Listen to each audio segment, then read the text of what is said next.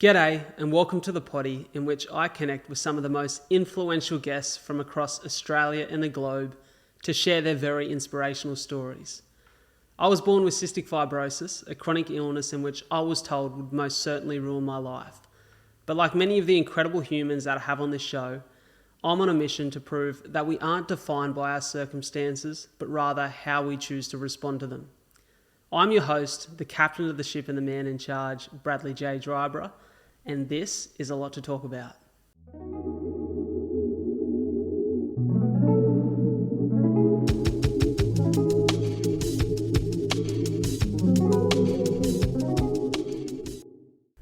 Brett Connellan, how are you, brother? Good to be back on the podcast. I think this is 3 times now. This is the third, and I was thinking about it. The funny thing is, I feel like the first time you come on the pod, it was the first time we ever met. Yep. The second time, we'd gotten to a point in our friendship in which we were catching up somewhat regularly. I think it was even post the marathon we did together. Yes. Where we'd catch up regularly, but I feel like we're at a point in our friendship in which we see each other every week. Yes. And have deep work conversations. So I feel like our podcast features have evolved as our friendship has. Which makes sense, right? Right. Which, yeah, would mean that the connection gets better every time. And I guess that's a little bit of what we're here to do today. You meant to do that, didn't you? I didn't. That was actually, I just stumbled into that one. I guess for the audience who maybe isn't inside that joke as we are. Essentially, the reason that we've come together for today's episode is all about connection. So we've developed a keynote speaking presentation, a co-presented prezzo, in which we really want to knock down the doors of connection. And to use your term, to knock down the doors of conversation, was it? Kick the doors of conversation open is what I typed in. I love that. I guess essentially we've been thinking a lot about the world in which we exist in now, and social media presents many challenges. The world we live in presents many challenges in which we're somewhat fooled to think that we're more connected than ever, but I think that we're more distracted than ever. And whilst we follow each other online and see the day-to-day lives of people which we'd probably never bump into in the previous world, we're not actually that connected. You know, we have 1 in 3 people reporting that they're lonely. We have, I think it's the UK's appointed a minister for loneliness. The US has declared loneliness a pandemic. And so we exist in a society in which there seem to be some real barriers to connection that we want to break down. And you come up with a great idea to do that. We spoke about doing an episode on this sort of conversation. And you said, let's ask ourselves some questions that encourage connection. So what are we calling it? We are calling it 8 questions to kickstart conversation, I reckon. Is what we're you spitballed that on the spot because that wasn't what we spoke about before, but I like it. That's combining everything that we've got here. Yeah, I like it. So I guess the way we're going to run this for the audience is I'm going to ask you a question, but I'll also answer that question myself. We've designed these questions. We've both written more than 4 just in case some of our answers tend to overlap on other questions we may have asked. But you do the honours, brother. Kick us off. I'll kick us off, but I think it's also worth noting before we start, when we talk about that connection piece, that it is something that relates to everybody. Whether you can look around at your own social circles and find that connection within it. It's not saying that every single person is disconnected, but it's just giving everyone an opportunity to look at the connections they do have. And the purpose of doing the questions the way that we are is to encourage maybe approaching these conversations we're having with the people around us a little bit differently. Like, I mean, you mentioned before about us now getting together weekly. And that's almost like a little highlight of my week where we catch up for a coffee before we do a bit of work. And we always just have like an hour where we'll have a bit of a chat that usually has something to do with whatever we're doing with speaking and work, but it seems to be a lot deeper than a lot of the other conversations that I can find myself having, particularly throughout the week when you're stuck in front of a computer. So the purpose of these questions, I think, should at least highlight what that next step looks like for a lot of people. And if you can take a few things away, then I think that would be amazing. So my first question is one that we've talked about before. And it's first of all to think about some of your favorite quotes. And I want you to actually state, like, what's one quote that you absolutely love? And would it hold the same meaning if it was said by Kim Kardashian? Yeah, I know we've touched on this before, in which we've had a conversation around some of the quotes that have been meaningful to us and questioning whether seeing Kim K's name beside that would be maybe shock horror for the audience. It's funny, I don't know Kim Kardashian's story all that well. I have caught a couple episodes of their family show with Soph on the Lounge, though, I must admit. And I tend to think that it depends on the context of the quote. So let's pick one. So I would pick one of the quotes that I really love, and I'm just thinking about a Heath Ledger movie here, A Knight's Tale. There's a quote in that movie in which the young boy, being Heath Ledger in the movie, is sent by his father from quite a poverty-stricken life to go and be what do they call it in the knight's world? To go and be a squire. Okay. A young squire for a night. And as his dad sends him off as a very emotional goodbye, in which the little boy says to his father, "Dad, can a boy change his stars?" And I'm probably misquoting here, but he says something along the lines the father does. To reply to his son, he says, "A man can change his stars if he believes so." And I often think about that because I think in my own life, in many ways, I've changed my own stars. The life that I was born into, living with cystic fibrosis, being told that, that I would likely be better off with a terminal illness that would kill me or I'd get over because CF would ruin my life. I changed those stars by the way I showed up for myself, by, having belief, perspective, developing resilience and then going and doing the things that were necessary to have healthy and a really prosperous life. And I often think about that quote and I think, well, how does that reflect to not just me, but to everyone? Not just the little boy in the story, but to everyone. And I think from Kim Kardashian's perspective, pretty successful woman. She's done some incredible things. So I think that these quotes hold meaning for all of us. And so I'd argue, even in Kim K's perspective, that in some ways she's changed the stars. How do you think that plays out? And what's the quote that you'd use to reference that? So my take on it is pretty similar. Like I have been trying to improve the way that I find and use quotes, especially in my speaking, because I've always been terrible. And the main reason I've been terrible at quotes is because I can never remember who said it. And then it occurred to me, I was like, does it really matter who said it? Because the quote should have enough meaning within the words and how whoever's listening to it can interpret those words. So for me, the way that I'd look at it is no matter who says it, the words are what has power. But sometimes when you can attach those words to the meaning of the story or the experience of the person that said it, I think that's when it can go a level deeper. Ooh, I agree with that. So my favorite quote is one that I know is one that you're a big fan of, and you probably know the one I'm going to say. Look, we all have two lives, and our second begins when we realize we have only one life.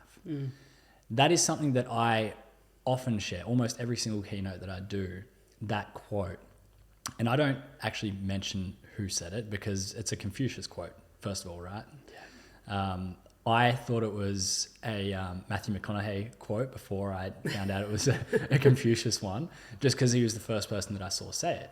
Yeah. So I actually viewed it through the lens of Matthew McConaughey first before finding out about Confucius. But for me, the meaning it holds is something within my own story, and obviously having that near-death experience with the shark attack and how that has forced me to look at that question a little bit different and that quote a little bit different. So I'm a big believer that I don't think it necessarily matters who says it. If Kim Kardashian said that, I'd be like, that's profound, Kim. Like, well done. Yeah. But I don't think that determines the power of the quote, but I think where it can elevate it is when you can intertwine that with the experience of the person, you can understand where they're coming from. Yeah, it's interesting you say this because I remember the first time that I really come across that quote and applied it to my own story was when I was writing my book. And I remember seeing the quote online on some platform and thinking, wow, doesn't that hit home? And thinking about how that framed and sat within my life and my story. But I remember one of the first times I publicly shared that was on Cooper Chapman's podcast. Mm-hmm. And I remember he asked me a question that led me down that path. And when I watched the video back, I said the Dalai Lama. And I was like, oh, I know where my confusion come from because it's two wise Asian men. Yes. But I'm like, it still had the same punch. It didn't take the power away from the quote because I shared it with my own story. And so I guess that, in some way, when you take a quote on or you hear a quote and then you ask yourself how that fits the mold of your life and your story and how that feels coming from your context, it kind of becomes your quote. It kind of becomes your own meaning. And I think there's probably people that will hear either you or I quote those words and probably attribute it to us. And that doesn't mean that we've come up with it, but they position that with our story and what they've heard. But another example of it in the opposite way, like I wrote a journal article yesterday on my website quoting an obscure Japanese anime character. So not even a real person, but the quote was, what was the quote? I knew I was going to forget it as soon as I mentioned it. It was, I live freely under my banner, but I also accept all my responsibilities. And it was speaking in context of being creative. And I was like, I found a lot of meaning out of that quote. I actually saw it in a Daft Punk documentary where they took a lot of inspiration for their own work through this anime character. And it's Captain Harlock. Look, I can even quote the names now. And that's where I think it doesn't necessarily matter who it comes from, but it's more about the meaning that you assign to the quote where it holds the power. Yeah, I love that. That's a beautiful conclusion of that. Nice. Okay, you got the next question? Yeah, I'll go the next question. This one is one that I think is very relevant to you in particular, and I've written these with you in mind, not so much myself, but most of the listeners will know, and if they don't, I guess you touched on it just before, that a big part of the reason you're sitting behind the mic today and standing on stages and you have your documentary Attacking Life is because you were attacked by a bull shark, and somewhat miraculously, being one in 11.5 million people to do that and to have that experience, survive to tell the story, and you do a beautiful job of that. You come very close to death. So I wonder, what is your relationship with death? My relationship with death is almost a slightly disconnected one. I think I've been among some of the closest that you can be to coming to death and then still live to talk about it. It's not something that many people do get to experience. And I think there's something profound about that. I always say that feeling of asking yourself the question, is this what it feels like to die, is both a balance of being probably the most profound moment of your life, but also it doesn't mean as much as what you think it might mean. Because, and this might be specific to my situation, because immediately there was something within me saying, no, it doesn't feel right. So I didn't have the life flashing before my eyes, or, weighing up what I'd done and what I'd be leaving behind. So the profound part of that moment doesn't necessarily hit with me, but I think the significance of what going through that situation is, to me, is where it kind of holds true as far as my relationship with death. It's not something where I can look at the moment of death and say that is significant, but it's more in being able to look at the second chance of life that holds the value for me. So if anything, for me, death values life.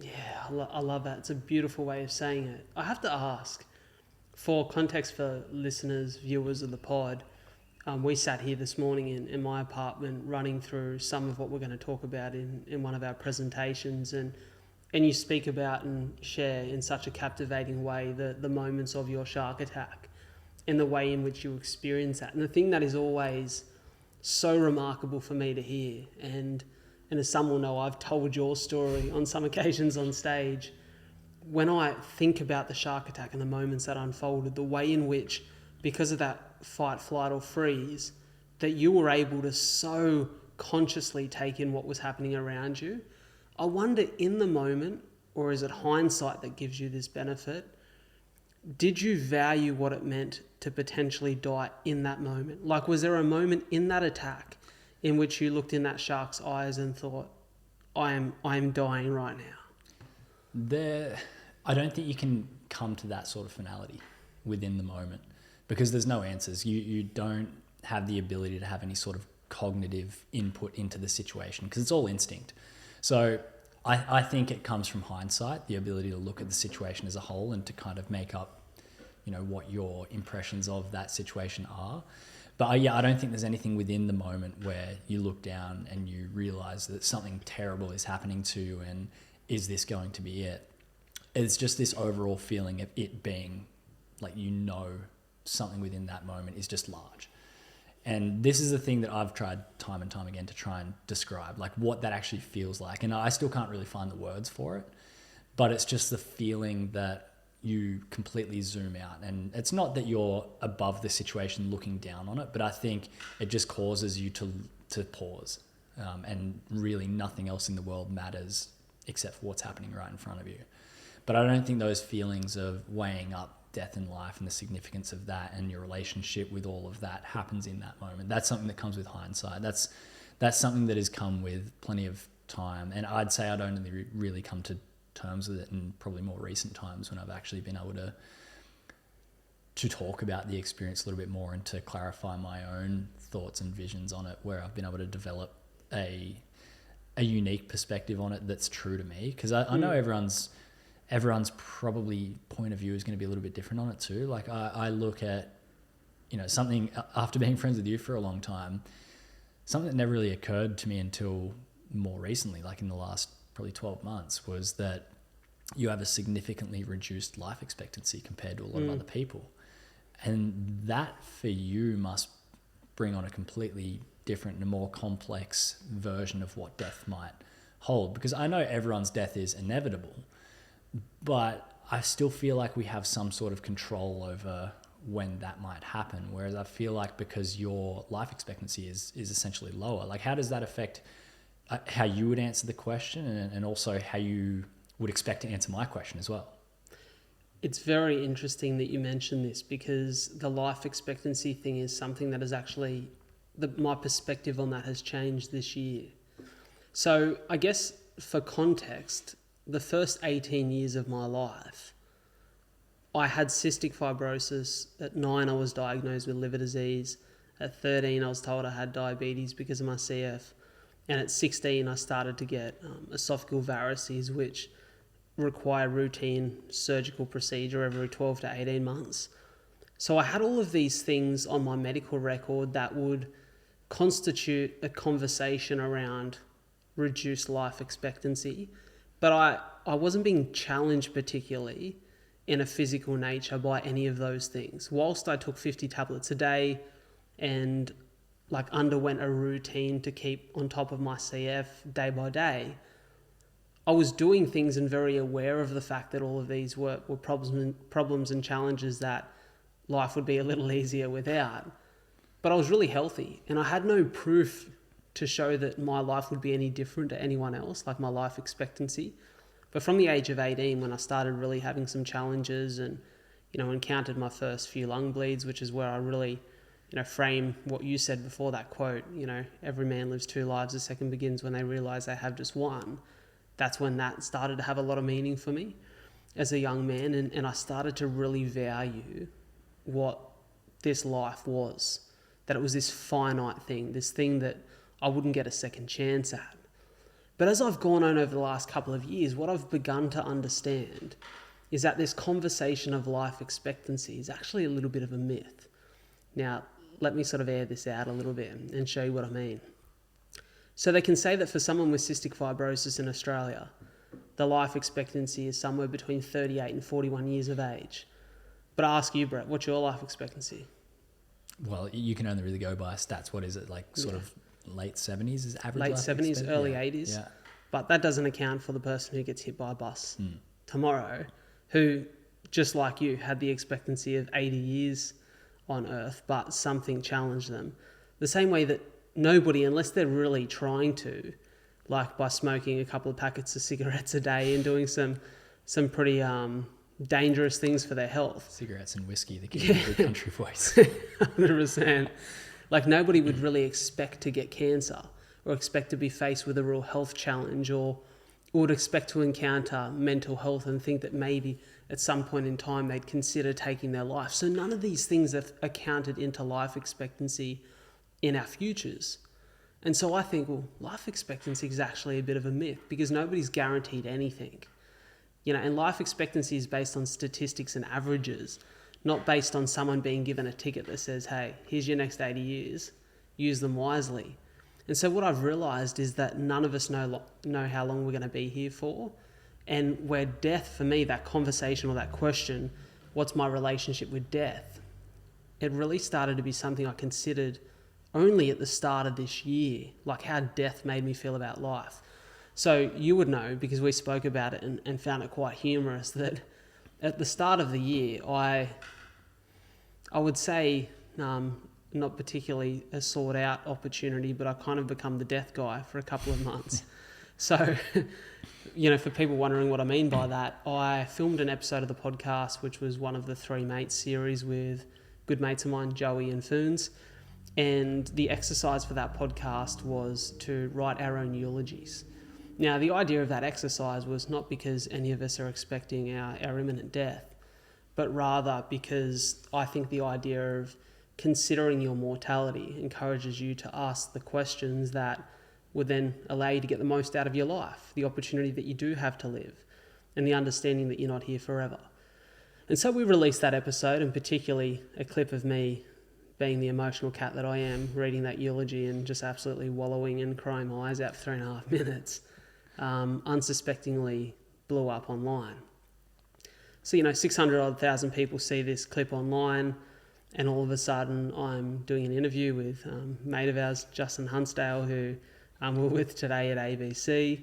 And then, SBS is calling me and wants me to do an Insight TV episode on death. And, I'm getting all these podcast interviews about it and speaking about it on all these platforms. And it seemed like for 2 months straight, all I spoke about was death when I went on different media platforms. And it made me really think about it. And one of the people who encouraged me to do that eulogy episode, not personally, but just from me observing their story, was a guy by the name of BJ Miller. So BJ Miller was on an episode of Chris Hemsworth's Disney series show, which is called Limitless, in which they basically went on a mission to figure out, how to increase longevity and how Chris could get the most out of his life. In the last episode of, I think, what was a 6-episode series, they spoke about death and preparation for death and understanding of death. And I thought, this is a topic we really don't talk about. It's quite taboo. But it's very interesting to think about the impact that death can have on us, not in our last moments, but early on in our life, and understanding that it's coming, it's imminent. But what are we going to do about the life that we have? And I found real inspiration in BJ's story. So he's a doctor, he's a medical doctor, and he'd had quite a particularly grueling accident where he was electrocuted by power lines. I believe he lost one of his legs, maybe even both of his legs, and one of his arms. And so, quite a profound accident and incident in which he was very lucky to survive. And he's gone on to do some incredible things. And, I consumed all of his content. One of the quotes that really inspired me to think about death in quite a positive way is a quote that I heard on his TEDx talk, where he said, "Let it be death that takes us, not lack of imagination." And it made me think about what a privilege it is to actually get to the end of our life, in which it is old age or one of these things that takes us very late in our journey, and how that should make us think about the beautiful opportunity that we have to live every day and what we want to do with that time. And it's really a conversation of quality over quantity. And so I would say that on one hand, I'm terrified of death because I love life. I love life so much. I love the people that I have in my life. I love what I do every day. And I want to enjoy that for as long as I can. But on the other hand, man, I'm even more terrified of getting to the end and realizing that I died many, many years ago. I think that makes me really think about, what death can teach us. Well, on that note too, to extend what that question actually means for you, say you get to 45 years old and your health is still good, like you're living a relatively normal life, as a lot of other people would do at that age.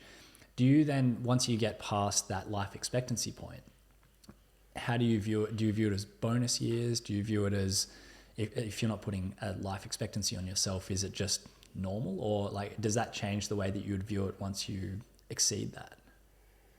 Yeah, it's a great question, Brett. I almost think that if I go back to that moment at 18 in which I had my first lung bleed and, sat in the car on the way to the hospital, terrified as an 18-year-old man, like a young boy, so much life left to live. And I remember looking at my dad and thinking, fuck, is he going to see me die in the car? Is this it?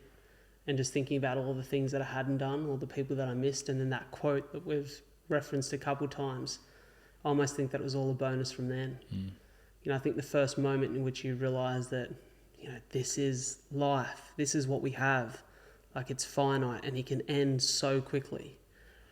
I think that from there is just, I've considered everything a bonus. And it's maybe why, in some regards, I have such urgency in everything that I do. It's why sometimes it's really hard for me to be even just a little bit present and not like think too much about where I want to be or where I'm going. And maybe I should have learnt to be more present. And that's something I'm trying to do in my life now.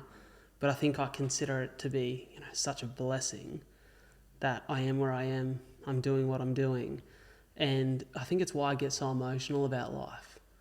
And, I wonder, like, for you, how does that make you feel? Well, I hadn't really framed it like that until you mentioned the fact that life expectancy is a myth. if we're calling it a myth, and if anything can happen at any moment. Like, I had one of my questions here, which we've kind of answered. Like, why do we consistently need reminders that life is short? I've been through something that, for anyone to go through that and survive it, you realize how quickly things can change, how short life is, how fragile everything is. And I don't think you realize the significance of that until you go through it, but you can still forget. You can still get consumed with the monotony of the day-to-day. You can still get consumed with all the other stuff that everybody's consumed with. And you can often forget what that lesson meant. And capturing that feeling again is not something you want to do by experience, but you want to have those other reminders. And I think that can be a challenge for a lot of people to actually figure out what that is for them. I think this is interesting. Let me cut in here for a minute on something you just said. I think I may have shared this with you recently, but I watched a clip. Eric Weinstein was on a podcast. I think it may have been on Chris Williamson's pod or another one of the pods that you and I both listened to. And he spoke about, he was on, I think it's called Trigonometry. It's quite an interesting podcast by two very intelligent human beings. And he was speaking about how the average person experiences many deaths in their lifetime. And I remember hearing that and thinking, I'm interested in this. Let's see what he has to say. And he went on the journey of explaining that at one point in his life, he went on this huge walk. He walked some incredible trail over in some incredible place across the other side of the earth to where he'd never experienced before. And he remembers how incredible that experience was. And he remembers saying that in a year's time, in 2 years' time, I'm going to come back and do this again. But he never got back there because all of a sudden he had a bodgy ankle and then he was too busy and then life consumed him and his time. And all of a sudden that part of him, that adventurer that was going to travel to the other side of the globe and go on these great expeditions, had died. Like, that was one part of him. And he's like, we all suffer these deaths in our lives. We all experience them. It's interesting to think about the things that we're doing, the things that mean something to us, and how you really don't know it's the last time you're experiencing something until you never experience it again.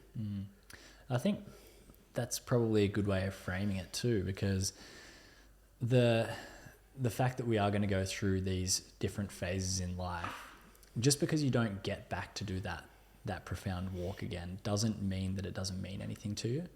Like, everyone's circumstances can change. Like, he might have something that he's working on in life that might just mean more to him now. And I think it just goes to show the importance of actually reflecting on what those experiences do mean for you, and if you can take what you want away from them. You're really in control of how you want to perceive these experiences in life. And if it is doing something that means a lot to you, like walking a trail, or if it's a near-death experience, like, you have the ability to take what you want from that. I think everyone does, no matter what the experience is, good or bad. So the notion of essentially like dying many deaths also means that you get to live many lives as well. Oh, I like that. And that's a lot of experiences that you can reframe almost anything, right? It's just another version of the hero's journey. It is. Where you can surely look at the other side of the coin and say, well, whilst that isn't something that I'm doing anymore, or I might grieve the loss of that, maybe there's something else that comes along that can give you that same feeling. And maybe that pushes aside the idea of like those reminders of life every single day, that life is short. And I think for me, like, if I was to try and give someone an explanation of how I try and come back to that, For me, it's just reflection. I really get motivated when I do reflect. When I look backwards, it's the best thing I can do to help me look forwards. So the ability to, and I do it a lot. I probably do it more than most. I'll write down, like I'll look back at yesterday every single morning. Like I'll write down the things I'm grateful for with the sole purpose of just saying, okay, what meant a lot to me yesterday? I'll do it at the end of every week. Every quarter I do a big evaluation. And the best thing about doing those is it allows me to look back on the things that meant a lot to me, and then to ask either how I can keep doing those in the future, or if it's something that's not going to be possible in the future, what else can I do that can give me that same sort of feeling? So the ability to look back for me is really a driver of helping me look forward. And I think on the topic of death, so you don't get known as the death guy for the next 2 months. I'm not sure if you want that or not. I think it'd be, my next question for you is one that is pretty reflective, to help you go through that same process. Something I was introduced to by Sam Tolhurst, who I made Attacking Life with, good friend of mine, someone that you know pretty well as well. He introduced me and everybody that I've worked with on any sort of film project to this concept of sweet sour banana. Love it. Explain. So the idea of it is we would do it at the end of every single day. We would all get together and we would say, what's your sweet sour banana of the day? So the sweet is your best part of the day, the sour is the worst part of the day, and the banana is the funniest part of the day. The banana is often the hardest one to actually think of something to do. And you can do this over any sort of period. Like I would do it, we did it at the end of our Hawaii trip when we were filming for Attacking Life. I actually did one at the end of last year, looking back on the entire year. I like that. And tried to pick out some of my best moments. So what sort of time frame do you want? Do you want week, month, year? I'm going to challenge you to just throw something at me. All right, put me on the spot. Let's do over the past month. So it's recent enough where you can have some specific examples. But what is your sweet, sour and banana of the last month? This is a great question. And I think, may I point out, maybe for the people who are listening and are thinking deeply about how do I create greater connection with my friends or family who maybe seem to be a little bit apprehensive to open up and be vulnerable. This is perfect. Really creative way and really fun way of doing it. So I'd think, let's go to my sweet first. Let's think of a really beautiful moment. And I think for me, it's, at the moment we've been talking about it quite a lot, that in a challenging position from a career perspective where trying to move the needle on a couple of things that I've started from the ground up. And so there doesn't always feel like there's the most stable foundation to build from. When you don't know where the next job's coming from or the next opportunity, and you feel as though you have to create a lot of that yourself. And just framing here, this is not my sweet, but the sweet is, the other day I was thinking about that, and I was thinking about the support which I have in my life. And going through a particularly challenging period, what I've been able to lean on is the support I have at home and my partner, Soph. And I remember thinking about, I just experienced this last week. I was at home and we were having a hug. And I remember I'd come home from something and I went and gave her a big hug and a kiss. And I was looking at her and I thought back to last year. And I remember particularly leading into the start of last year, I remember thinking, far out. I'm trying to move the needle from a career perspective.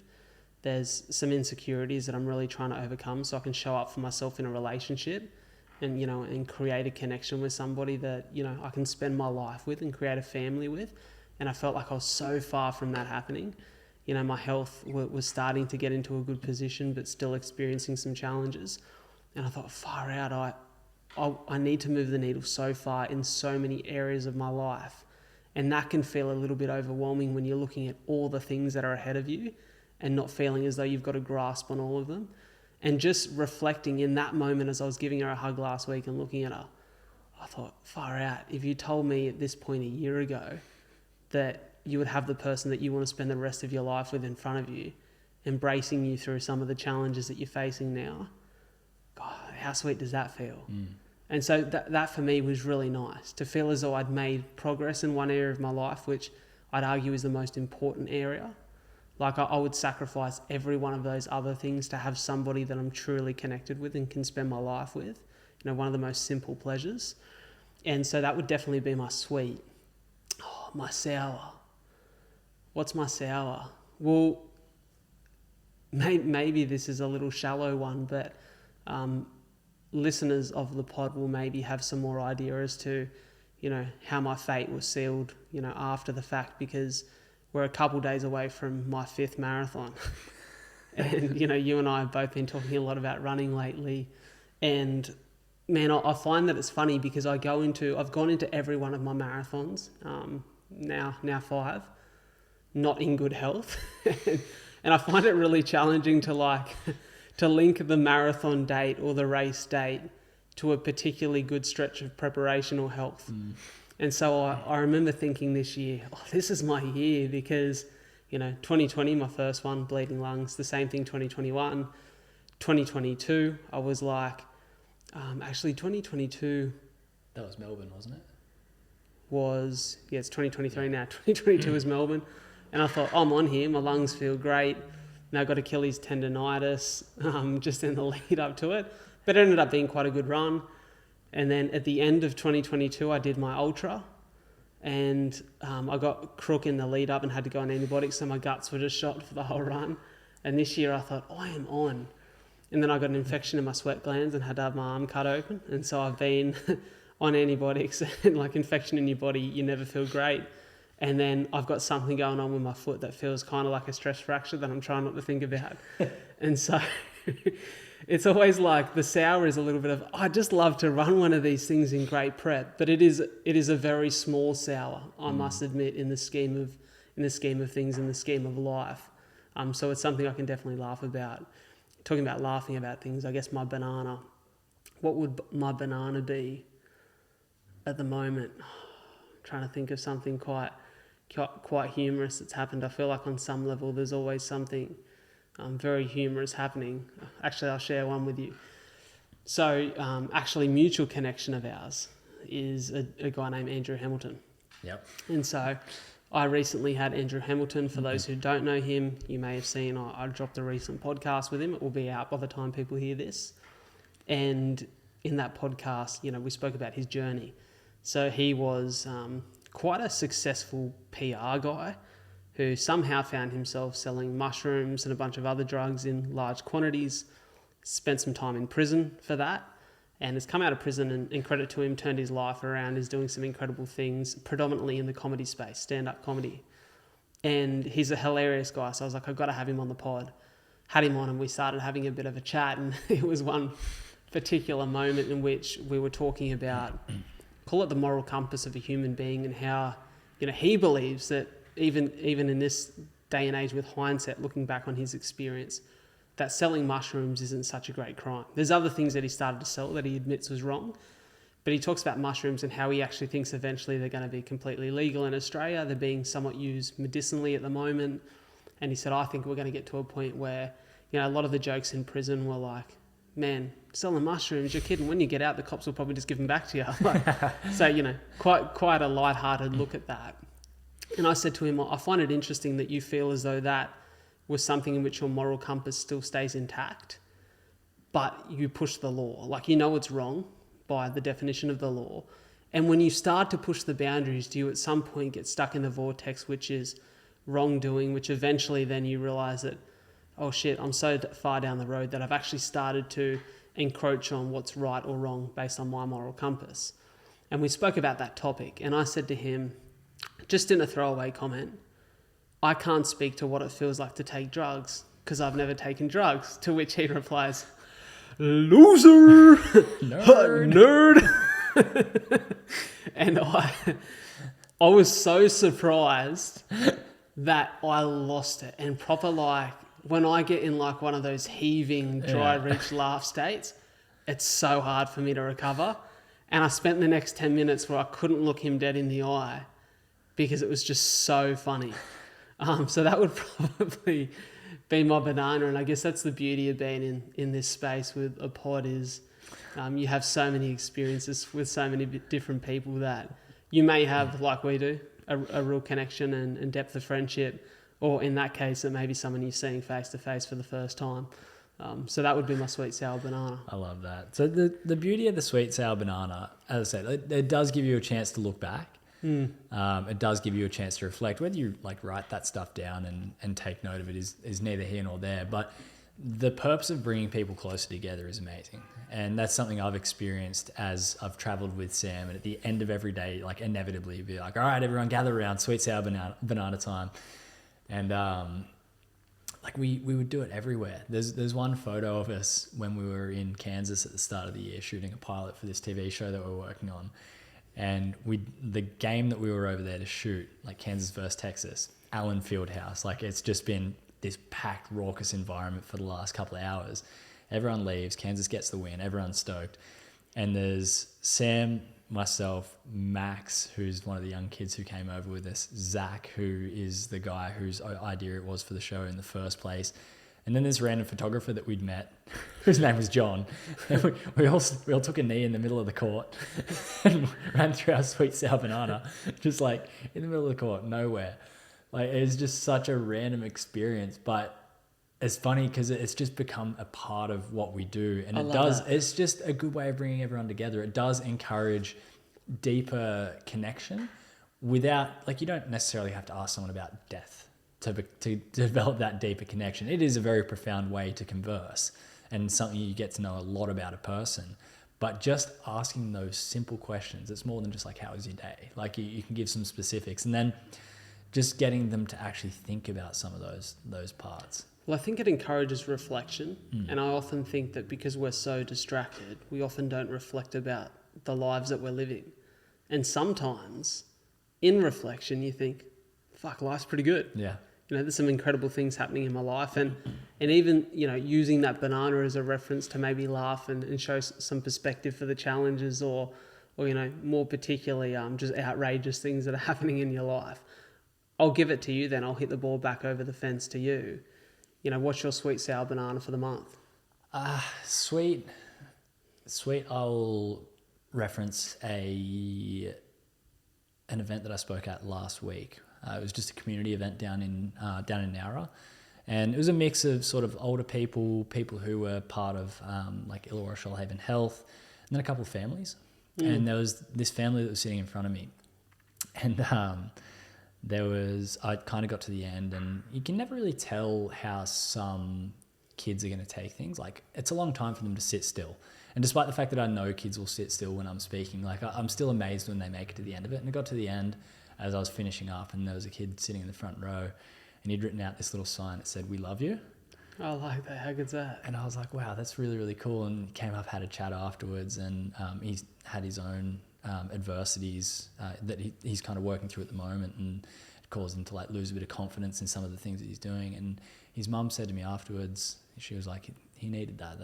That's exactly what he needed right now. And I think the ability to reflect on what an amazing moment that is, where again, like my mission, whatever I do, no matter what it is, if I can help one person, it's all worth it. And getting someone like that, where you're like, wow, that's someone you know you've made an impact on, I think that's always going to be a sweet for me. And that's one that I can easily point to and say that was it. Yeah, that's so special. I'm always taken back by how, you know, you think about us at that age.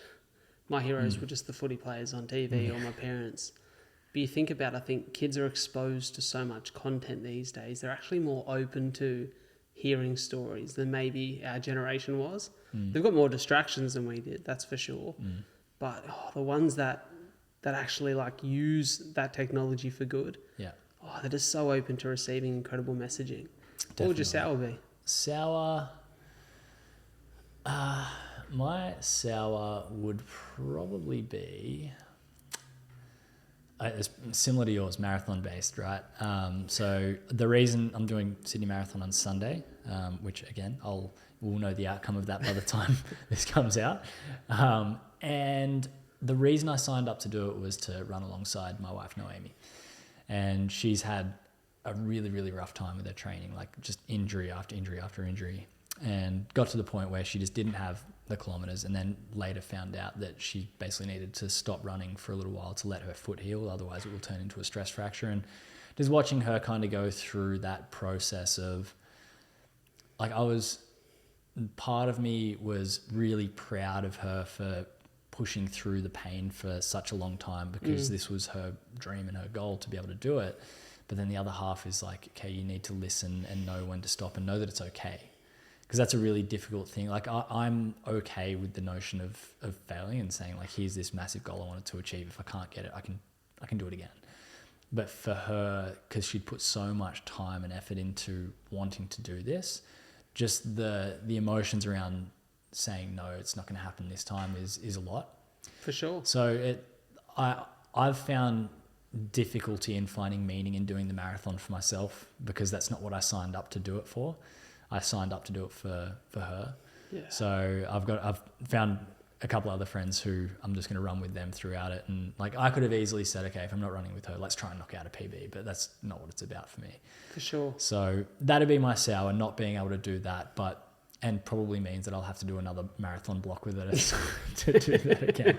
Because I was saying halfway through the training, I was like, I can't wait for this to be over, because I'd much rather do trail running than road running. Yeah. But yeah, that'd be my sour. And then banana would probably,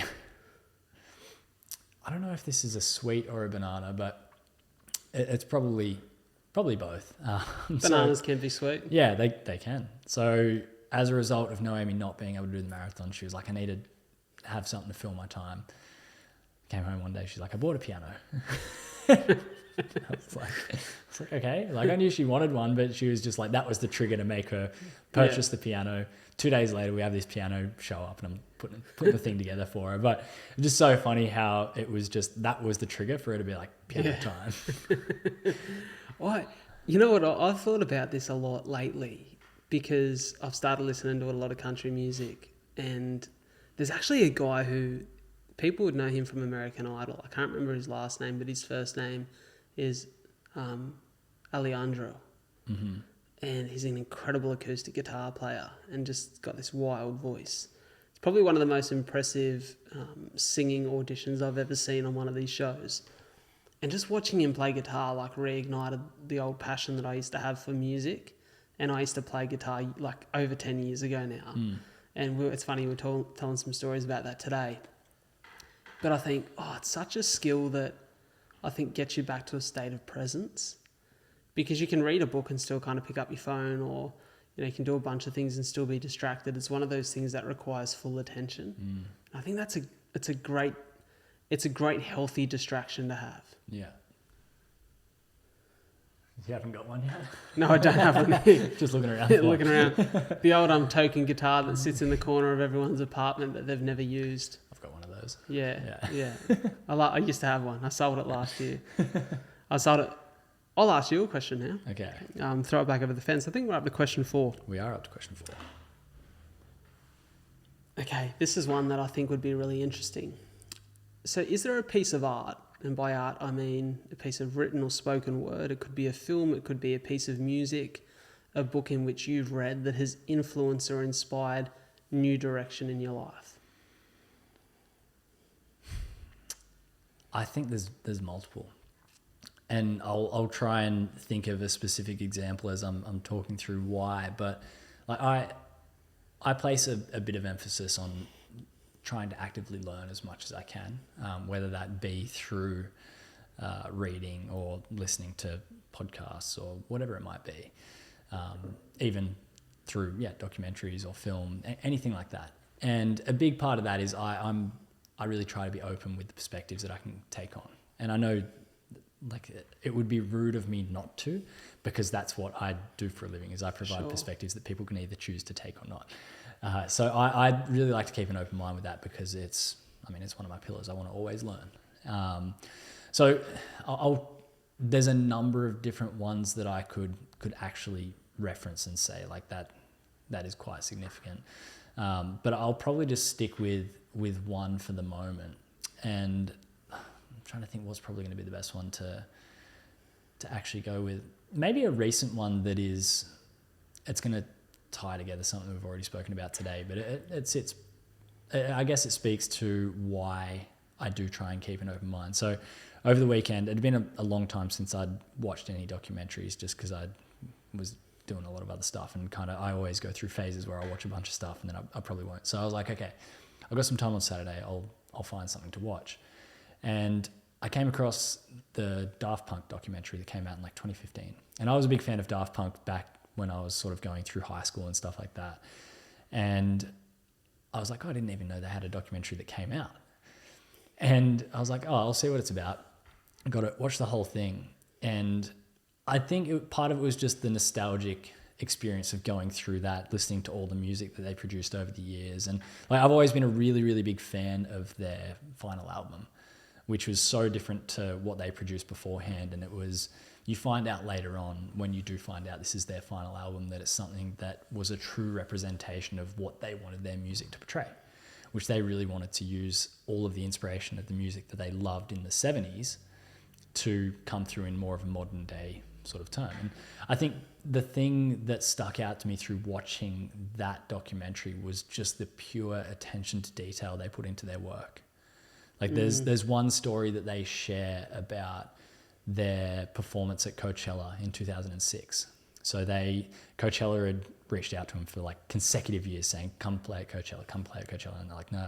And then the offers got up to like $250,000 and they're like, no. And then they released Human After All in 2006, I think, or 2005. And it didn't do as well as what I think they were hoping. And they're like, okay, we need to do something to show we're relevant. Coachella offer came around, it's like $300,000. They're like, okay, we'll do Coachella this year, but we're going to need the payment up front. And usually the payment's only like 10% up front, and then they'll pay the rest like when you finish the gig. And they're like, no, we're going to need the payment up front. And they're like, but why? And they're like, oh, we got to build our set. And they're like, okay, like a $300,000 set is an expensive set. And they're like, yeah, we just need it. So they ended up negotiating. They're like, we won't play if you don't give us money, basically. So they gave them the money. And just the two guys, so Thomas and Guy Manuel, they worked on this set, and they wanted it to be so different to anything that anyone had seen, where they got all these like LEDs and all these panels showing videos and all these lights, and it's this big, I'm not sure if you've seen it, they play on top of this big pyramid. No, I haven't. And it's just crazy how much attention to detail they put into it. So they wanted to produce something that no one had seen before, and it was going to cost a lot of money. Not even their manager knew what they were producing. The manager got the money to come in, gave it to them, and then was like, let's see how it goes. And that performance ended up being their iconic 2007 Alive album, and was pretty much like the most iconic Coachella performance ever. But just knowing the level of detail they put into every single part of their music. And I suppose it goes to show, if you care about something enough, you will go to those lengths to make it as perfect as it can be. It's really easy to pull up short and call it good enough. But when you see these guys say that it is like, we won't stop at good enough, we want to go to perfect, makes it even better. And there's another part of the film where they're interviewing this guy, Giorgio Moroder, who was like a really big in the 70s about, who kind of developed dance music. And they said, we want to collaborate with you on a song, but we don't want you to produce any music. We just want you to come in the studio and tell us about your story. And he comes in the studio, and there's 3 microphones there. And he's like, what's up with the 3 microphones? And the producer's there. So the guys, the robots aren't even in there. And he goes, well, this microphone's from the 60s. So like, you know, when you were growing up, this one's from 75. So when you were making your music, and this is a microphone from today. And the guy's like, but why? He said, well, because when you're walking through your story, we want to use the audio from the older microphone when you're talking about the past. Then when you're making music, the 75 microphone, and then the future stuff, like or today's stuff, we'll use today's microphone. He's like, but you won't be able to notice the difference. And the producer's like, yeah, I know, but they will. So just that level of detail, like if you could finish a career knowing that you have like no stone left unturned, I think it's really brought a really beautiful perspective with how I want to approach a lot of things in my own life. Like there's a lot of, and it's hard when you're working on a lot of things and you want to make sure stuff gets done, but just going to that next level, just taking an extra day or an extra week to work on something can pay off massively, not necessarily in how people are going to perceive it, but just in how you're going to perceive the work that you've been able to do. You know, I think we spoke about this earlier this morning. We spoke about the fact that, you know, I often think about how I envy the musicians and actors who have the ability to dive into a project, give that everything they've got, like make it, as you said, as perfect as possible, as true as of a representation of the work that they want people to experience, to see, to hear, to feel, and then step out and re-engage in creativity so that the next project is meaningful. And I think about that, and I think in a society in which we value abundance that's kind of a lost art.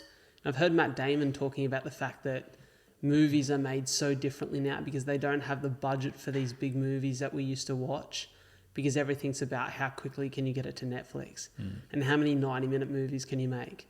It's a question that we've, spoken about in the past, in which we heard on Chris Williamson's pod. What's the story, or who's the human being that we need to make a movie about that would be more meaningful than the next Fast and Furious? Yeah. And that's not taking away from the Fast and Furious franchise for its ability to entertain people somewhat. And I even think about it in a podcast setting. We talk about the fact that this is like this consistent every week thing in which, you have to then somewhat, in some cases, be aware of how often you're creating, how much abundance there is, so that it supports the week-to-week need to put this out. So I often think about that and think, far out, have we gone down the path too much of, we need another episode, or we need another album? I think sometimes the best stuff comes from a period of rest. Yeah, I like that. And that resonates with, I think it's really applicable to what you're doing with podcasting, like I said, with creative pursuits. But I think you can apply it to almost anything, can't you? Oh, for sure. Sure. So how would you answer the same question? Yeah, I was just thinking about this deeply then as you were talking, and thinking about how it's impacted me in my life. And, funnily enough, I didn't think too much about the depth of the questions and how I'd answer them. I thought really about how you would answer them, because that's what I was really interested in hearing. And I guess for me, probably the standout thing in terms of a piece of art having real impact on me, and talk about huge impact, is a book, The Alchemist.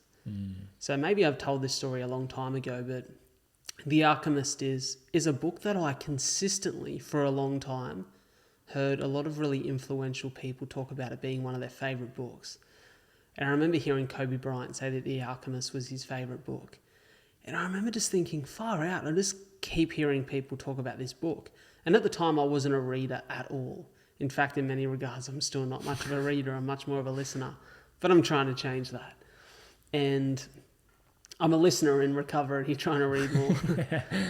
And I found myself just like, I need to think about where I can get this book. And I remember mentioning it to my mum. And my mum said, I've got a copy of that book. And it just so happened that the next week I found myself in hospital after one of my little health crises in, I think it was 2019. And I had 2 weeks in hospital. And 2 weeks in hospital means you have a lot of spare time. And my mum brought me that book. And believe it or not, maybe you will believe it, I didn't read it. It just sat in my bag the whole time. I thought that was going to have a different, no, it didn't. different branch. But then 6 months later, that book had still sat on my shelf at home. And I was in a particularly rough patch with my work, in which I felt really disconnected from my work, from who I am as a human being. I was in real estate at the time. And I was just going through like a really challenging point in my life in which I just lacked sense of fulfillment or meaning, and really was just struggling to get out of bed in the morning and put a smile on my face. And I remember just going, something needs to change. I just need to change something about my routine. And so I had a conversation with my bosses at work, and I said, I'm going to start working outside of the office a little bit more. I'm going to start going to a cafe, sitting down, putting myself in a new environment. And as part of that, I decided to go to a cafe every morning and sit down, have a coffee, and read for 30 minutes before I started any work. So I'd usually get to the cafe at 7 in the morning. I'd grab a coffee and I started reading this book. And as I started reading this book, I found myself hooked. I found it very easy to read. And the idea of The Alchemist is it's the story of a shepherd boy who sells his sheep to go on an adventure, to go on a quest to find the hidden treasure at the pyramids. And so he goes from Spain, his homeland, across to Africa and goes in search of this treasure. Now, one of the main quotes in that book is that a person's only real obligation is to go in search of their personal legend, which can be, I guess, in our terms, defined as purpose. And I remember thinking about that and sitting there and reading that book and thinking, how much of my life is just a routine that I'm stuck in? How much of this is almost like a simulation in which every day I get up and go about the same type of business in the same type of way, and feel a little bit meaningless and feel a lack of fulfillment because I'm here just to make some money and show up. Like a lot of it is just participation. It's existing, and ceasing to live. And I really thought about that. And I got to the end of that book, and it had had such an impact on me the day that I read the last page of that book. I walked into work and quit. And, I think deeply about why I did that. And I think there was this real understanding after reading what is just a story. But the impact it had on me was the reminder that, man, there's this whole life out there. There's this whole world out there in which it's there to be discovered. It's there to be understood, or at least for us to try and understand it and try and understand what it means to us. And I'm not really doing that. And I thought I really need to go and figure out what for me feels purpose-driven, what gives me a sense of fulfillment. And I think the place to start is just to go in search of something you're passionate about, to go on a journey. May not be the right journey, but at least you're moving in a direction in which you'll learn more about yourself. And so for me, it was the book that really started everything. Yeah, there's a reason that book's been around for so long, because it does such a good job at communicating those messages within it. And I think part of that comes from the story that it tells. It really does go to show the power of that story and the lessons that can hold within it. Because I'm sure you're not the only person that has found a significant amount of meaning from that book. For sure. Probably not the first person that's read it and walked in and quit their job the next day either. But I think that's a perfect example of the question that you're asking there is, I mean, it's certainly a lot deeper than watching a documentary on different types of microphones, but but I love that answer, because I also remember reading that book and just thinking it just elevated that message in a way that I hadn't had explained to me before. And it is very easy to read. Like if anyone is listening and hasn't read it, like the people that have read it will understand, but if you haven't read it, you can pick up a copy almost anywhere. Yeah, it's not a big book either. No, it's a very easy read, and I'm always fascinated to see how, like, sort of what people take away from it. I will say the one thing that I'll add to this conversation before we cross to our next question is, maybe some of you are thinking, I'm not so convinced about the meaning of art. And, maybe I'm not willing to go and pick up a book or pay for a book and go on the journey of reading 200 odd pages to figure out whether it's a meaningful pursuit or not. And maybe to someone who is underestimating the power of art and its meaning, one thing I'd encourage you to watch is there's a TEDx interview with Ethan Hawke, the actor. And this interview's on creativity and on art. And it's only about a 5 or 10 minute interview, but he speaks about the importance of art. And there's a quote in there in which he says, art is sustenance. And most people don't realize until they're going through particularly a challenging time in their life in which they've lost someone they love, or they've gone through heartbreak, or they've been through a particular piece of adversity. They don't really realize the impact that art has until they experience it in that frame of mind. And then the song that they listen to, or the film they watch, or the book they read hits home. And it grabs your heart and just fucking squeezes the shit out of it. And you go, oh, that's got more meaning than it ever did. Yeah. And it talks about the importance of art and creativity. And that's an interview that in 5 or 10 minutes has had a profound impact on me. I've watched it a bunch of times. And it makes me think about the role that creativity has to play in all of our lives, and how art isn't just something to be consumed, but rather something we should all think about creating in some way. It's really a postcard of time and space, right? For sure. It really, no matter sort of what it is, if it is actual artwork on a wall, or if it's a song, or if it's an article, it really is just an encapsulation of what that individual is experiencing in that moment in time, which is why it does link with memory so well. For sure. It's storytelling. It is. So next question I've got for you, what is the most meaningful interaction that you've had with a complete stranger? Oh, there's so many. Well, the podcast probably helps you a fair bit. It does. Do you classify those as strangers? I won't. I'll steer away from the podcast for interest of the listeners. And there's a gentleman who I won't speak about, because I've spoken about him a couple of times on podcasts. A lot of people hear me talk about Ernie. Yeah. And Ernie's had a huge impact on my life. He's a gentleman I met in hospital who had terminal cancer. But I won't speak about him in this moment. One I'm going to refer to is a gentleman who I actually can't remember his name. I'm pretty sure it was Mark. And some would say, well, is it that meaningful if you can't remember his name? But I would suggest that it is for this particular reason. So last year, I went on a trip to the US. In fact, it's probably 11 months ago, because I believe it was mid-October that I went to the US, and I went on a solo trip. And I went to LA for a week, and then I went to New York. And so when I got into New York, one of the things that I really wanted to do more than anything is I'd been there 6 years prior, but the one thing that had really changed, well, a lot of things had changed in my life, but one of the big things was I was now a runner. And I got to New York and I thought, I really want to run around Central Park. I really want to go and explore that place on foot. And so I took myself down. It was my first run. I was feeling particularly, let's say, jet lagged and just from a bunch of different time zones. And I got into New York and, just left my hotel that morning and went down for a run. And I think I got lost at some point and a 5K run turned into a 12K run. And I found myself coming across this fella that was running. And I'll say that he looked like maybe he was in his 50s and, out for a jog. And I pulled up next to him and said, "How you going, mate?" And he goes, "Oh, Aussie, how you going?" And we started chatting. And this guy, I started talking to him and I seen he had a New York Marathon singlet on. And we were actually approaching, I think it was about a month away from New York Marathon. And I asked him if he was going to be running, in which he replied, "Oh, not this year, but I've run it 17 times," or something like 17 times. And I was like, wow, that's incredible. I was like, I've just done my third marathon at the time.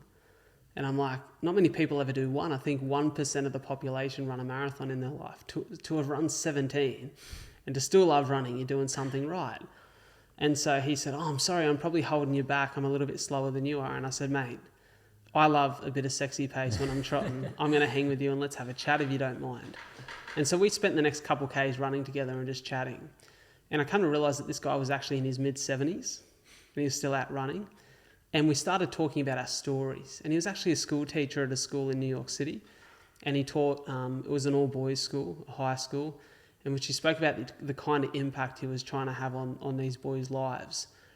And I just remember getting to the end of our run in which I said, "See you later." Actually, his name was Eric.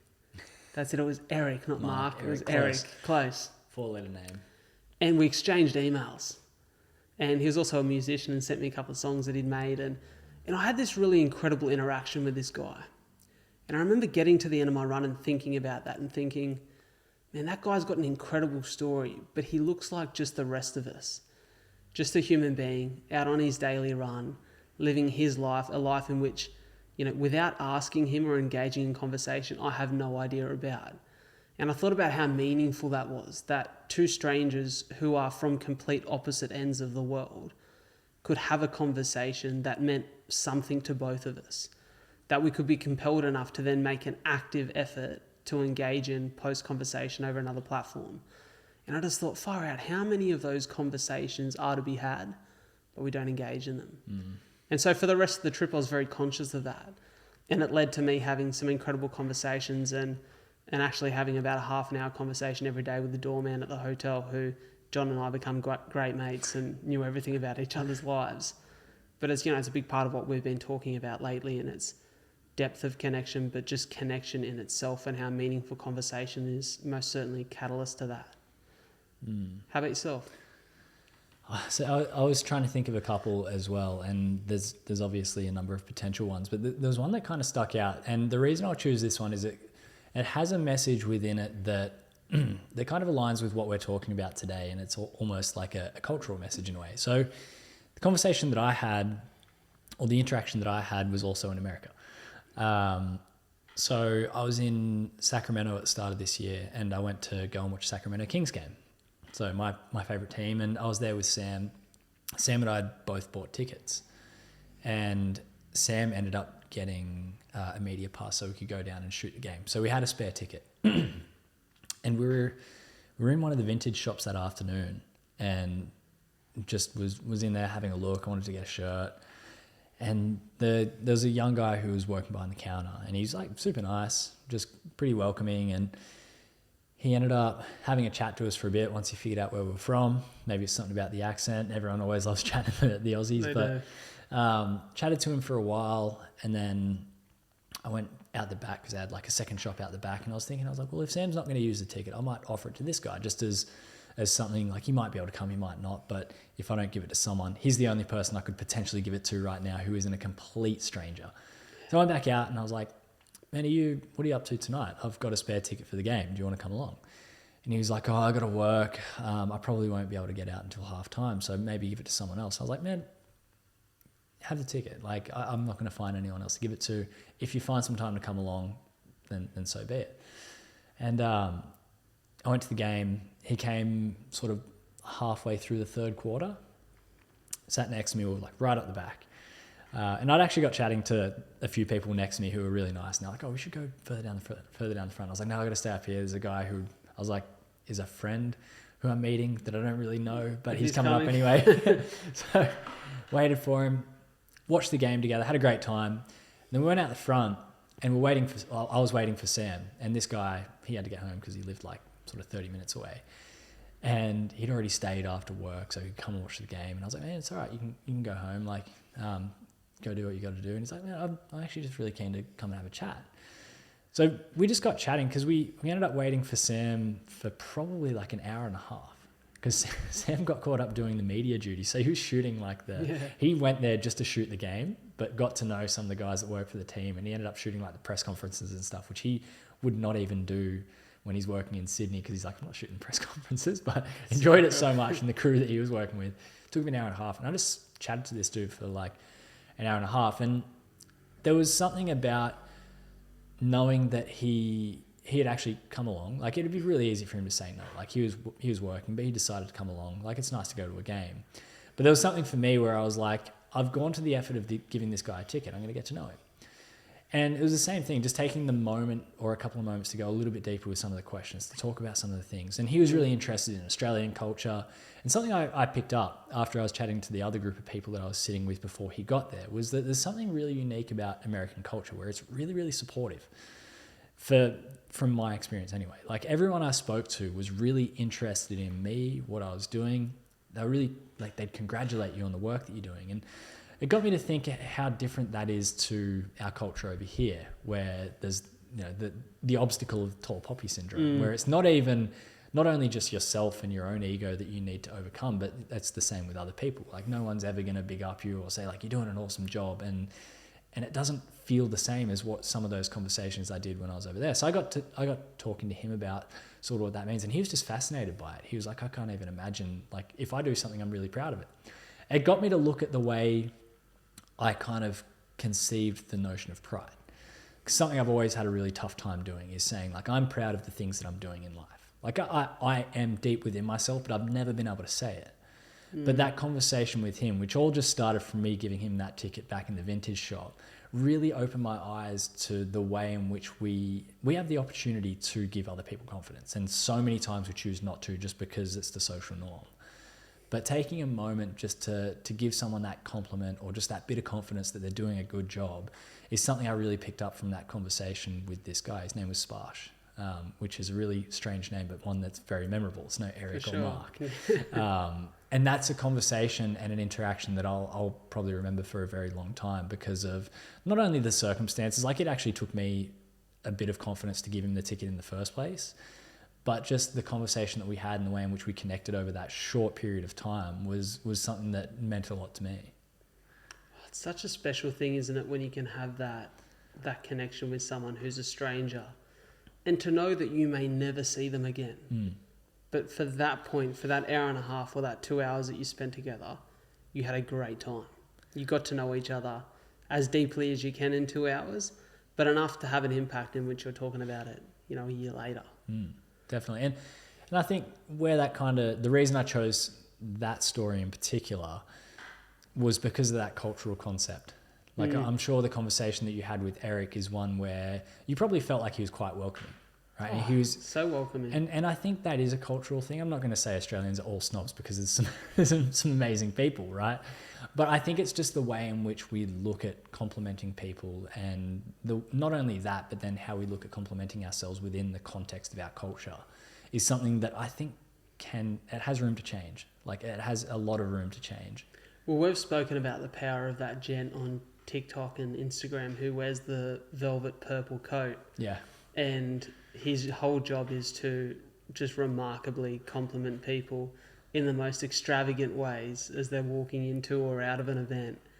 And to see every time the absolute joy on that person's face when they receive that compliment, because it's so unique and it's so different and it's thoughtful and meaningful, is just so cool to see. And yeah, it's a challenge, I think, for all of us to think about our interactions with strangers don't have to be that strange. Yes, absolutely. Yeah. Is it my turn? Yeah, it's your turn. It is. It's my turn. Okay. Here's one that I want to ask you. So after all you've overcome so much, and we just touched on that a little bit there, like, we talk about the shark attack, we talk about getting back on the board and even just being able to walk in the first place, everything you're doing from a keynote speaking perspective, you've created a documentary, you just touched on some of the incredible trips you've had overseas to shoot some really special things. I would say that there's a lot of things you should be incredibly proud of in your life. But for all of the success that we have in one area, and I guess all these things are career and physical things, there's other areas of your life too in which, those traits don't always cross over. I wonder, after all you've achieved, is there an area of your life in which you still feel a little bit lost? I try to take a really pragmatic approach to a lot of the things in my life. Like I have a really clear vision of what I want to portray, and that really is my purpose. So using my story to help other people, that's what I live for.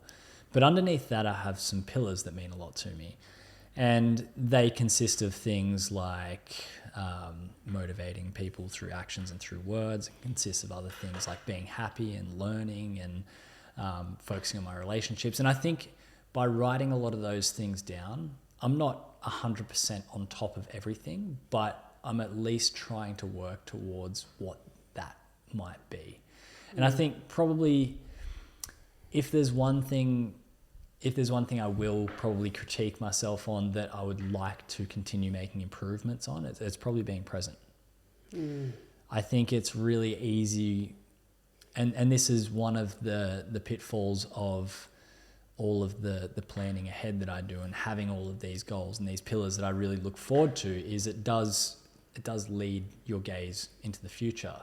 And something I've been trying to learn a little bit more is how can I bring that back as well? So I'm able to be present in the moment, because there's times where I can find myself really focused on, it could be a specific thing at work that I'm trying to do, or like a concept that I want to try and get off the ground. And it might be something that is dominating my thoughts so much that when I'm at home, I might not be fully involved in the conversation with my wife. So there's things like that which can start to be impacted by this larger picture. And the ability to be present in the situation is something that I would say is the one thing at the moment that I want to try to keep working on. Yeah. And I think that's something that a lot of people can have issues with. And I think a big reason... Guilty as charged. But a big reason for that is because our attention is just being pulled in so many different directions. Whether it be from something else we've got going on in life, like it could be a challenge, or it could be something positive on the other hand. Or it could be, some things that you've got going on in your personal life. It could be like social media and all these other distractions that we've got. We are getting pulled in so many different directions, and our attention is a very finite resource. So choosing what you focus your attention on can be incredibly important. So whilst I say it's something I still want to keep working on, something I've been trying to do to combat that is to pick my spots. So really dedicating specific times where I'll say, okay, this is when I'm going to focus on X. And by doing that, then when I am at home, I'm sitting around the dinner table, I can be focused on being in that moment there. And just knowing, like the ability to know that you're not going to be able to conquer every single thing at once is really important there. So let me reframe, because I'm even thinking about my answer here, and it's probably very similar to yours. Let me reframe the question to maybe what seems to be maybe have a more fruitful answer. If there's one distraction you could remove from your life or from society, what would it be and why? I think it would be... the obvious one that I'm sure a lot of people would probably go towards would be the thing in your pocket, right?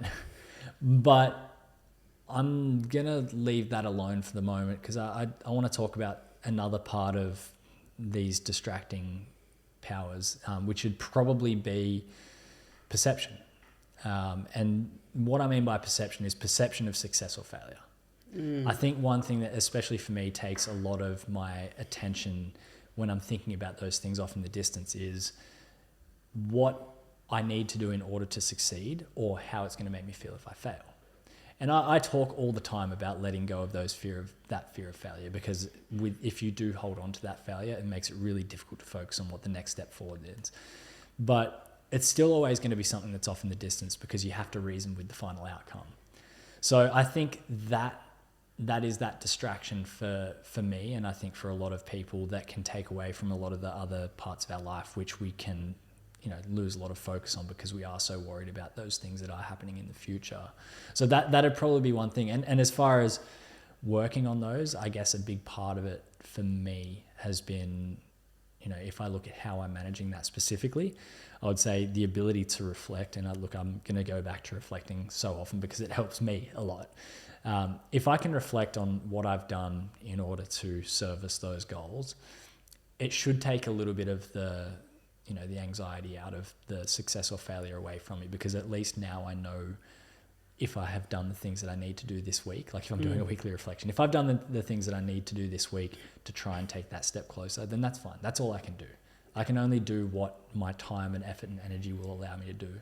So I think that's probably how I would approach the answer to that question. But it's a difficult one because it really does, I think it has a very obvious answer, which would be like, again, all the distractions that we have, computers, phones, all of that. But sometimes even if you remove that, if you completely took it out, that's actually going to make things harder for you, I think, in the long run. Like, how would you answer the question? Well, I would maybe initially point to the obvious because, and it's funny what you just mentioned there about maybe that would make it harder, because I think that's where the challenge lies. Because what I recognize is the obvious being, for me, social media.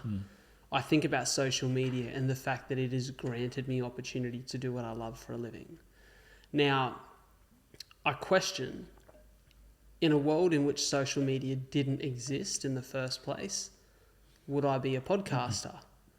I would argue probably not, but I know that I'd be storytelling.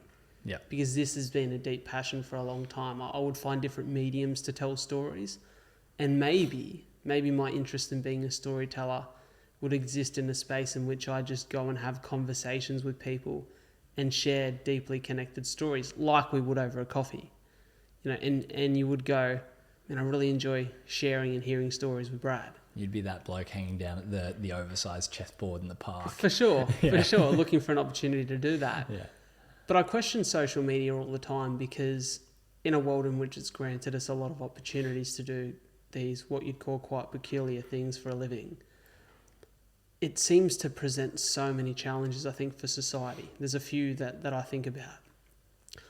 I think about the fact that you made mention to at the start of this show that you and I have been catching up every week. And you were saying that you take a lot of joy in that catch up because we'll sit down over a coffee, and I really enjoy it too. And the first 30 to 60 minutes of us seeing each other before any work is always just catching up on what's happened over the last week. And there always seems to be a number of things that we can chat about and laugh about or strategize over or, have a deep conversation around. And I would maybe think that part of the reason that we can do that every week is because you and I don't converse too much over social media or the phone during the week. Like, it's really on those Tuesdays that there's usually a Monday call just to make sure, or that Tuesday morning call where usually me going, how late are you? Oh, I've bloody got stuck at the barber's or something like that, and I'm running half an hour behind, in which you so always gracefully say, it just gives me time to do some other stuff. Yeah. But I think that part of the reason our in-person connection is so strong, because we leave the catch-up to the catch-up. And I was talking about this with podcast guest the other day, Jack Archdale, Jarchi, and he was saying that he hates just messaging mates all the time over social, because when he sees you, he really wants to see you and connect with you. And I was thinking about that quite a bit. I think that we've fooled ourselves to think that we're connected with the people in our lives. because we follow them online and we see what they're up to. It's actually something I wrote in my journal yesterday, which I got here. It's got my questions on it, where I wrote, real conversations are greater than DMs. Yeah. Real connections are greater than followers. Real moments are greater than posts online. And real life is greater than online. And, you know, we often think that. I think we've put online life on a pedestal because we look to influencers and think, oh, it's incredible. They've got 100,000 people who follow them. Because you And can measure it. yeah, and, you know, we can measure the success of the life that they're somewhat living and how interested people are in their lives.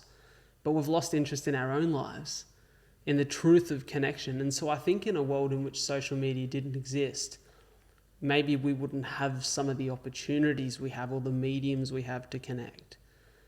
But I would seem to think that maybe the world would be a more authentic and connected place. And, you know, the truth of the matter is that we can think about that and think deeply about it and ask each other questions around, oh, what sort of impact would it have? But social media is here to stay. It's only going to become more involved in our life. More prevalent. Yeah. And so I've been thinking a lot about, so how do I do a better job of not making it a distraction, but rather a tool?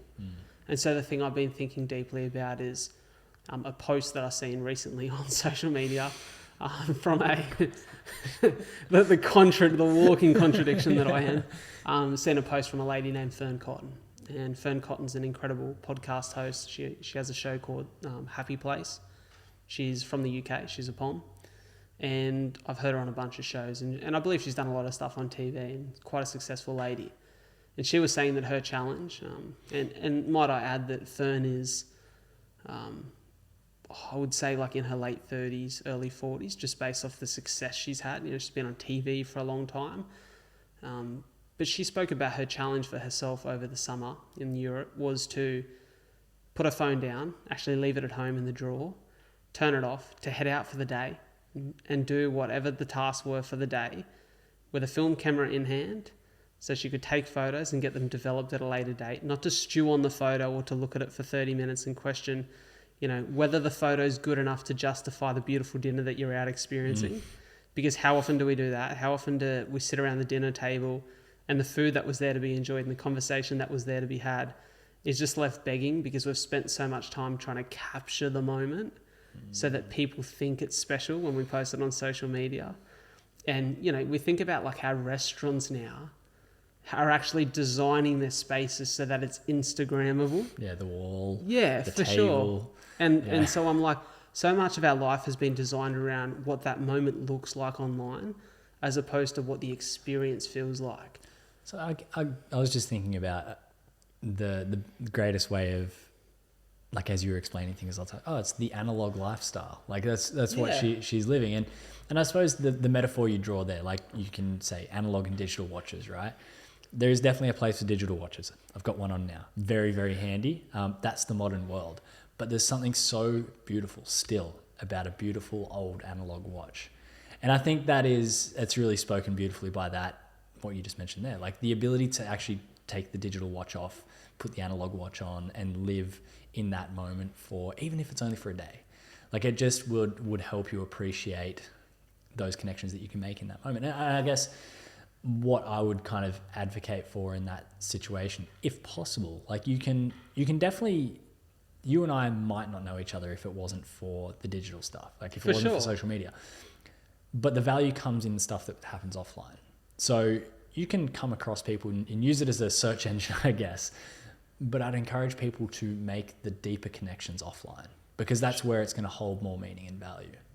So the question that I've found that I'm going to start asking myself is, am I doing this for social media? If so, what would I be doing if social media didn't exist? And I'm thinking about that in terms of my day-to-day experiences. So it's funny. So one of my best mates, friend of yours as well, Fooney, recently was saying, I think it was on Sunday, we caught up. Me, So, Foons and Joey went down to Yachty's for a coffee and the boys indulged in some donuts. Soph and I, being the strict fitness freaks that we are, didn't, because we're waiting to have an absolute. We're waiting to absolutely have a blowout this weekend after the marathon. But we're sitting around the table, and Foons was laughing about the fact that he thinks maybe he's the only man in modern history who's run a marathon and didn't post it online. And so I was like, you're probably not far off. And I was thinking about, man, what things am I doing in my life now that without social media I'd still do? And that's a question of validation, right? And so, asking yourself, am I being validated, or are my experiences being validated by the fact that I get to post them and share them? Or is this something that's actually meaningful to me? What could you point to something in your life that you are now doing for social media that you could just cut out and not have to post it on social media, and your quality of life and everything around it would be no worse off because of it?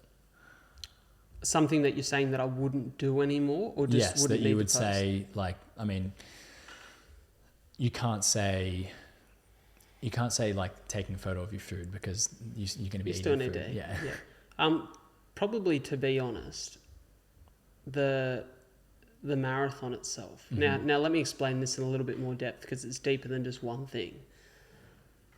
But when I started running marathons, particularly the first 3, had a lot of meaning.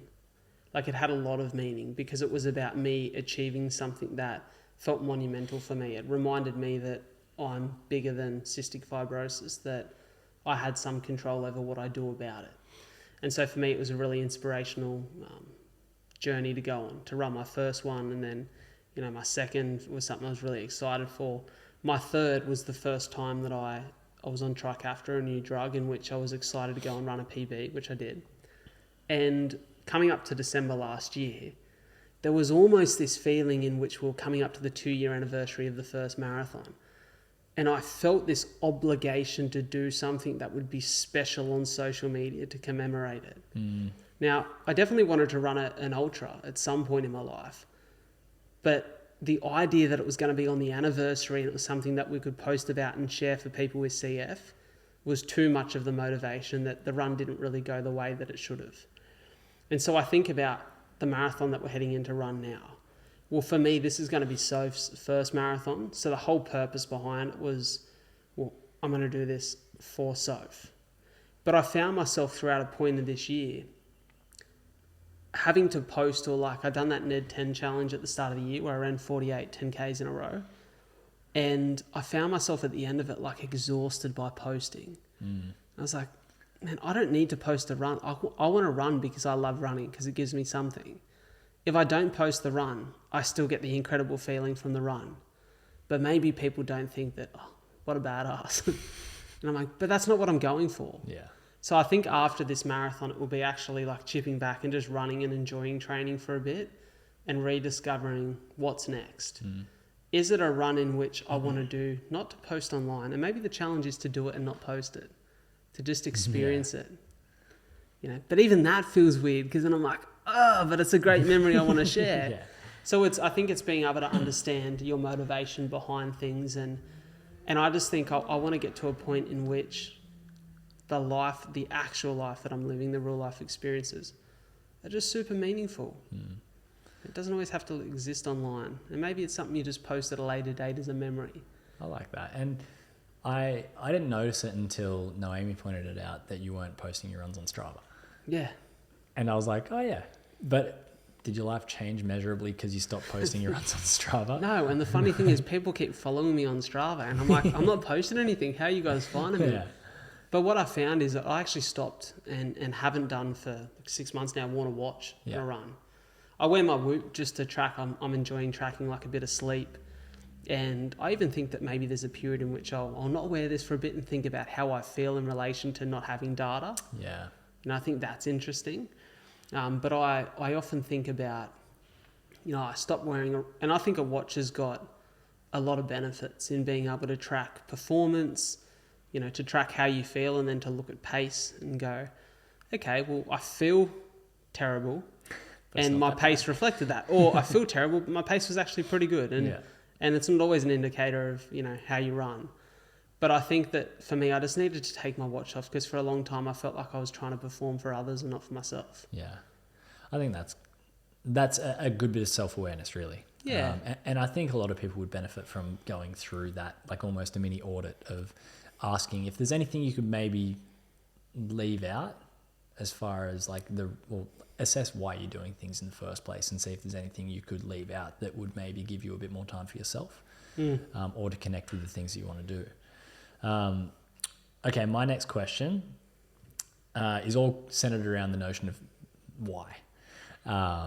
So why can be such a jarring question based on our perception of a child asking why repeatedly. What's an example when this has actually led to a far deeper understanding for you as you've gotten older? But also alternatively, like what is the power of silence in understanding for you as well? So when do you know when to ask and when do you know when to stand back?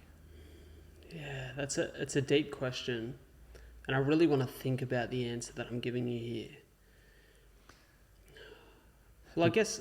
I know you were speaking about a younger experience of yours to me the other week where you got known on a family holiday for going up to every single person saying, question for you. Yeah.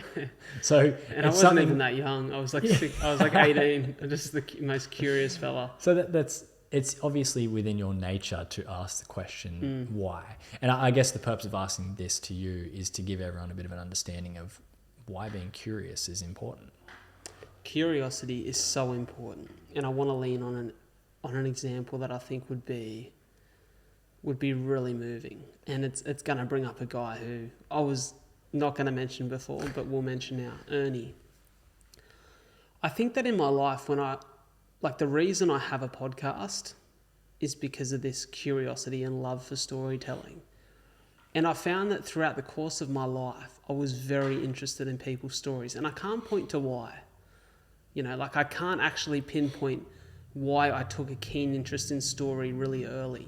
Because if you ask my family, and even I can recall moments when I was 4 or so years old, and we'd be at a family picnic down at the beach, and I would look over at a group of young guys who were kicking a footy, might have been in their teens or adults, and I would say to mum and dad, hey, can I go play with them? And they'd say, yeah, as long as we can see you. And I'd go play and ask them questions and want to be involved. I always had this fascination for human beings, their stories, where they come from, why they are the way they are. And I think at the core, when I go, why is that? I think we all have that in some regard. Like it's part of being human, is in reflecting on your own human condition. And maybe the answer is because I knew I was different from the start, living with cystic fibrosis and having different challenges. It made me question how other people are different. Like what are the little idiosyncrasies of their life and their story that I'm not aware of, but maybe only their really close people are, that, what makes us who we are? And so, particularly a moment that stood out to me was when I met Ernie in 2019. So I was in hospital, in Wollongong Hospital, with quite a scary bleed and an infection in my lungs, and I found myself, thankfully in a private room in Wollongong Public Hospital. Usually because people with cystic fibrosis have not only a propensity for more lung infections, but are at a really high risk when we're unwell of catching other things. They call it cross-infection. And so I was walking one day through the hall with my mum, just down to get a cup of tea at the hospital kitchen, and we bumped into an older gentleman. And my mum knew him. My mum had sold Ernie a couple of cars, and which is no surprise because my mum sold a car to everyone in Wollongong. And as we're standing there in the hallway, I noticed that Ernie pointed to the room just beside mine, and that was the room that he was in. And I remember peering into the room and just my curiosity, like I'm looking in to see who's in there. There's 3 other old gentlemen in that room too. It was a shared room. And just looking back to Ernie and hearing him talk about the fact that he had terminal cancer. And I could just tell that, oh man, like this guy needs a mate. And I really feel for the fact that like the room just had an average vibe in it, which to be fair is a product of 4 really sick people in hospital or sharing a room. And I just said to Ernie, mate, if you ever feel like you need to get out of your room, come knock on my door and we can have a chat. And that afternoon at 2:00, tea and biscuit cart come around as it does every day in hospital. And I, for sure, grabbed my fair share of bickies and a cup of tea. and it went to Ernie's room, and within a matter of a minute, I hear a knock on the door. So I invited Ernie in for a chat, and he sat down on the big seat beside my bed, and we just started having a conversation, which I asked him about his life. And I found out some really interesting things about Ernie. So Ernie was a prison guard and worked at some of the maximum security prisons in Australia. He spoke about, guarding people like Ivan Milat, and those experiences, and some of the stories he had to tell were fascinating. But just as I started to dive deeper, I wanted to get deeper than work. Talk to me about why you're here. Talk to me about what it feels like to be in a position in which you cede control to a terminal illness. And we spoke about that, and I learnt so much from this fella. I learnt so much, and at the end of that experience, it made me really question and have curiosity for my own life and my own experience and what really meant something to me. And I remember standing at Ernie's funeral a couple months after, it would have been 6 months after, and thinking about the experience of getting to know him in hospital and how important curiosity was. I was standing at the funeral of a gentleman who 12 months ago, 18 months ago, just bought a car for my mum. And now he'd had a huge impact on my life. And it's a credit to curiosity. And I think that, standing still and really asking someone why and what the certain moments of their life have meant to them, and then asking yourself what that could mean to you, it's just an incredibly important thing. And so I hope I haven't waffled too much there, but I've spoken with some sense. But No, you have. Was this the same hospital journey that you were gifted The Alchemist as well? It was. It was. I think there's something, if you zoom out, and whilst this was your almost coming of age when it comes to asking why and wanting to be curious and wanting to know more, it's almost like the universe asking you the same question. You get put in this situation, which is terrible, gets you to reflect on everything you're doing at the moment. It's asking you why. You get given this book, which you don't read at the time, but again, maybe it's the universe saying, why are you doing the things that you're doing? You meet this man, Ernie, same question. Why have you met him? What can you find out of him? And then you later attend his funeral. These events, and that's the way that I would answer it, is I think one of the most important ways that I have asked that question why repeatedly have all been questions to myself. Why am I doing the things that I'm doing? Why is my experience teaching me this? And I think sometimes where those questions can come from can really influence the way in which we perceive them and where we go after it. So I think as valuable as it was for you asking all of those questions that time and that point in your life, I think when you do zoom out and you realize all these other factors that are part of it, and that's obviously a very significant point in your life that you reflect on with a lot to take away from it for yourself, that the question of why and that curiosity, not just from you, but almost from the universe as well, has gifted you a large perspective. Incredibly so. And, it's something that I think we don't recognise often until we're at a point of rock bottom, where we really start to think about what life means to us and why we are the way we are. And I would say that for me, thankfully, a lot of my pivotal moments in life in which I've learnt a lot about myself have come from a position in which I was at rock bottom and had to go on a real journey. And I think they're the times that we tend to get really reflective, introspective, very curious. But I hate to think that we all have to experience absolute rock bottoms and these catastrophic moments to actually start to think about how curiosity and questioning can have an impact on our lives. And it leads me to a quote that is absolutely overused on this podcast, but I'll do it again, that we speak about a lot. Guest of the show, Rich Davini, who once said to me, Brad, the quality of our lives is directly proportionate to the quality of questions we ask ourselves.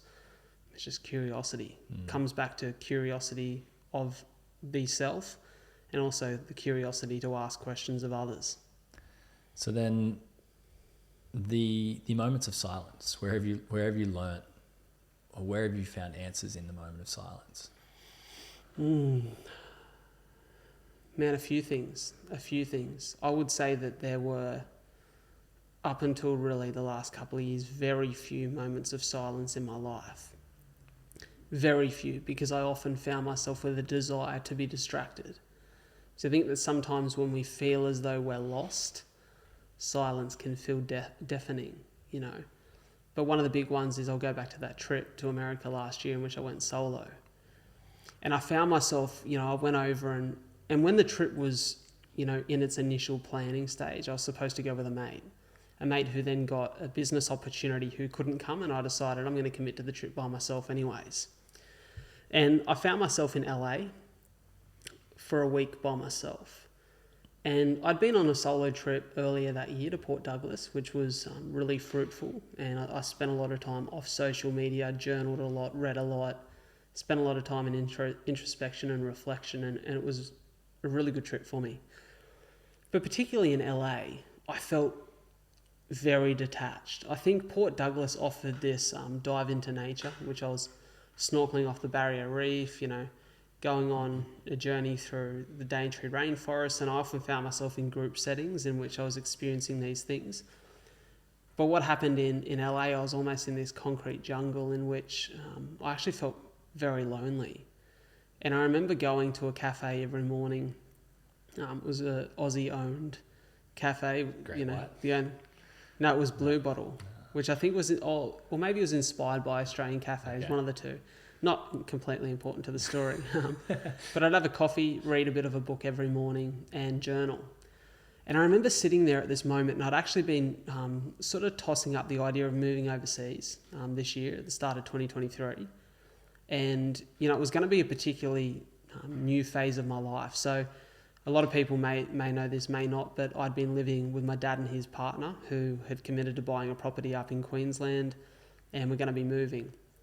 And so I was going to be moving anyways. And so I questioned, well, you know, one of the really consistent and, you know, integral people in my life, my dad and his partner, were going to be moving away. Maybe it's a time for me to go and just have a fresh start somewhere and to test a new area and experience a new part of life. And I was thinking about London. Why London? Well, because, you know, I think sometimes it's better to be a little fish in a big pond. And London, there's a bunch of opportunity in which, you know, our kind of work seems to thrive and grow. And so I was thinking a lot about that move. And so as I sat down, I really thought about, man, I'm about to commit to a move overseas to the other side of the world. And I'm sitting here in LA and I feel particularly alone right now. And not alone in the sense that I have this strength in solitude, but rather I feel really lonely. Oh, and that's a little bit weird because I've got incredible friends who I see quite consistently, got a really supportive family. Why do I feel so lonely? And started to think about what you said before, the pillars of my life. And I wrote down there's 4 pillars of my life that are really important. The first is my people. And, you know, my people are such an important part, my connections. The second is my work. The third is my health. And the fourth, what's this 4th pillar? And it was environment. And so I started to think about my environment. And I think in this place, and, you know, getting to your question, I had this environment I existed in LA for that week where the silence was sometimes deafening. And I found myself even in New York in the same position where I was spending a lot of time by myself in solitude without a whole bunch of data on my phone to be listening to podcasts or listening to music, in which I just every day lived in my head. And what I learned in that space of time was what's really important to me. And, you know, I decided that I was actually going to stay put for a little while longer, that I was going to think about what type of environment I wanted to cultivate and why I was feeling lonely when I was in a new environment. And I think at the time what I come to as an answer was there were a lot of insecurities I had about, you know, who I was and the way I was showing up in the world. And those insecurities didn't exist when I lived on stage as a speaker or when I got behind the mic as a podcast host. But a lot of them related to romantic relationships and how I often, as someone with cystic fibrosis, didn't recognize the barrier that I see in that to be in finding a long-term partner. And, you know, I think as some family starts to move away, I started to think about the family that I want to create in the future and how important that actually is to me. And for a long time, I didn't think I'd be able to have a family of my own. I just didn't think I'd find a partner who'd bet on a future with me. And, you know, I really journaled through that over the course of that 2 weeks. And funnily enough, I come home and a week later I met Soph. And so that silence and that time for reflection was huge for me. It's very alchemisty, isn't it? It is. It's very alchemisty, to a point in which I've suggested to people who feel stuck, maybe spend some more time by yourself, and reflect. Don't just spend that time by yourself on social media, watching movies, like listening to things. Listen to yourself, ask yourself some questions, reflect. Because that silence for me was golden. Like, I learned so much about myself. I wonder how much of that comes through the notion that sometimes when you're in a situation like that, if you were to talk to someone, they have the natural inclination to offer you suggestions or try and fix it. You should do this. You should try that. You should go here. Whereas I think talking to people can teach us a lot about the world around us, but sometimes that silence, as you said, can teach us a lot about ourselves. Well, I think that sometimes we tend to think we know what the problem is in our life, but we're actually off the money. It's something else disguised as loneliness, or disguised as a challenge or a piece of adversity. But there's a deeper meaning to it. There's a deeper beginning of that feeling, and so the silence and the alone time allows you to work through that. And I now think of the ability to be alone or to be in solitude as a strength. And I think we often think of it as a weakness or something to shy away from. And so for me now, a lot of my alone time comes from a solo run or something like that, where I'll really disconnect and just go out. And I tend to think a lot on a run. Sometimes I don't think at all, but that feels healthy too. So, what about for yourself? Well, I kind of covered as far as the notion of asking why. Like some of the best, the most significant moments in my life have been when I've asked myself the question. And that has got me to learn a lot about who I am and what I want to do in my own life. And I don't think I would have gotten there unless I had those moments of introspection. So I do that a lot. I ask myself why. There's actually a pretty tangible example of the power of silence and understanding that I experienced recently with Naomi. I got home from speaking at something, it was like 2 weeks ago, and Naomi was telling me about something that had happened during her day, and she was talking about it, and I was just sitting there listening. And I was listening, and she was talking, and she talked for a little while, and I didn't say anything, and she was like, "Are you okay?" And I was like, "Yeah, I'm fine." And she kept talking, and she's like, "Are you sure? You're right. Like, you're being really quiet." And I said to her, "I'm just trying to not focus on giving you advice or fixing. I just want to listen." And she goes, "Oh." And I was like, it just showed to me the value in actually taking a moment to listen to someone else. And you don't have to have answers. It's really, that's why I brought it up before. It's really, really difficult as someone who's listening to someone else to not provide suggestions or answers. Like, sometimes just listening can be the most powerful thing that you can do. You don't have to say anything. And that gave me a lot of understanding, not only about her own experience and what she was going through, and I think that brings us closer together as a partner, but it gave me a lot of perspective on what it means to listen and be supportive. And it's something we hear it pretty often, like, and we say it in the presentation, right? We've got 2 ears and 1 mouth. We need to listen more than we speak, but it's a lot harder to do than it is to say. Bloody oath. I want to ask you a question here, final question. Have you done your 4? Yep, I combined my last 2 to make 4. I'm horrible at recounting how many questions we've asked. I guess because I don't do a lot of Q&A style pods. True. But my last question, the question I want to ask you is something that was inspired from an audiobook I listened to. So a gentleman by the name of Ross Edgley is an adventure athlete, and Ross underwent a really particularly grueling challenge in which he swam around the UK. It was titled The Great British Swim, and he wrote a book based off that challenge and that experience, which he conquered. And when you talk about the stats behind it, I don't have the stats. It was monumental. Like, the amount of time he spent in the water every day was something like 12 hours, which is huge. Like, his tongue was peeling off and shit. Like, it's crazy. Talk about shark attacks. Yeah. Surprised that he wasn't one in 11.5 million. But he spoke about in his book, Art of Resilience, this memory from the past, this experience he had where he walked with these Japanese Buddhist monks on what they would call an okugaki. And the okugaki is a spiritual pilgrimage. in which you go and learn about yourself as a human being. Now, I have not done deep research on the okugaki and its meaning, but it has led to then a bunch of, I believe, Japanese men doing what they call the Japanese marathon men, in which they do something like 1,000 days of 1,000 marathons in a row. It's crazy, which they basically walk these things. It's like a great pilgrimage. And it's all about like connection to spirituality, connection to yourself. And one of the things that Ross framed as a question in the book, which I'm going to completely steal and use on here, but have credited him. I mean, credited him enough, hopefully. I'm pretty sure it wasn't Kim listening. Kardashian that wrote this book and somewhere around the UK. It would probably mean as much if it was. Yeah. And one of the things he asked in the book is, what is your okugaki? So what is your great adventure that would allow you to create a deeper connection with the self? Oh, I think I could approach it from a number of different ways. There is an innate desire for human beings to manifest this search for self within physical feats like that.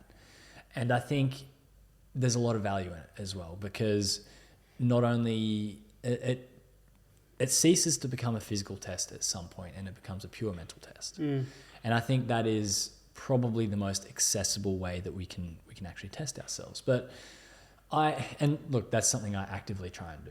That's why I do, the Molokai. It's why I do the marathons and ultras and stuff like that. And despite how much you don't want me to keep running, I'm afraid I'm going to have to continue to run. Context to that for people. I've said to Brett, I'm supposed to be the running guy when we step on stage, and you're the surfer. Steer clear of these big runs because you're making me look bad, and you're doing them faster than me. So, I'm really starting to question my piece in this puzzle. Yeah, you're going to be upset over the next 12 months probably.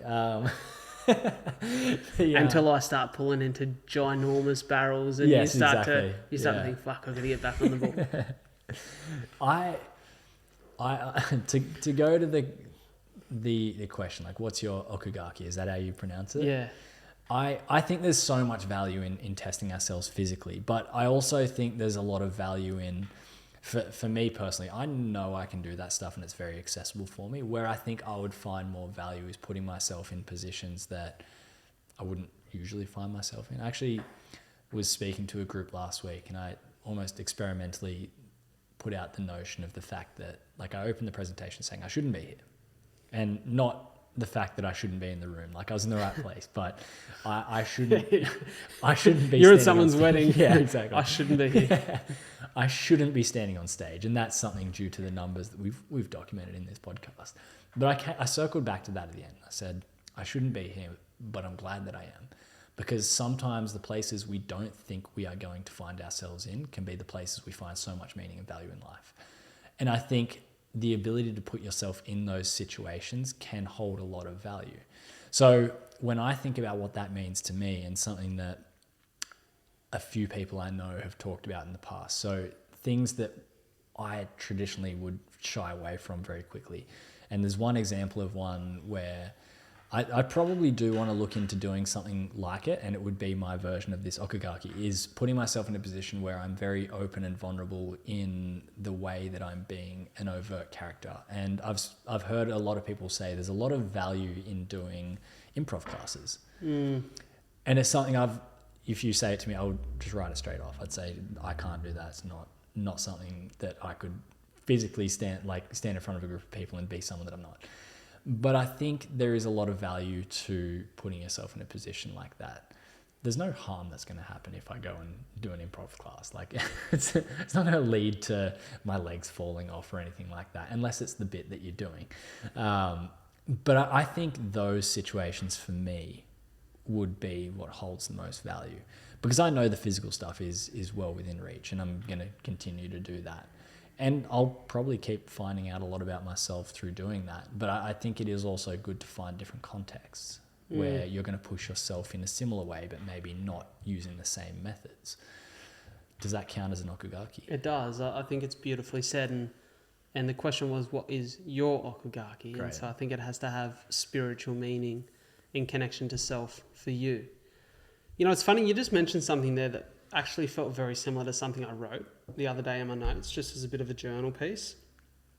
So I'm going to share it with you, and I hope that it hits the mark like I think it will. at the This is your improv. oh yeah, it'd be Let's so do bad if it just didn't make any sense at all.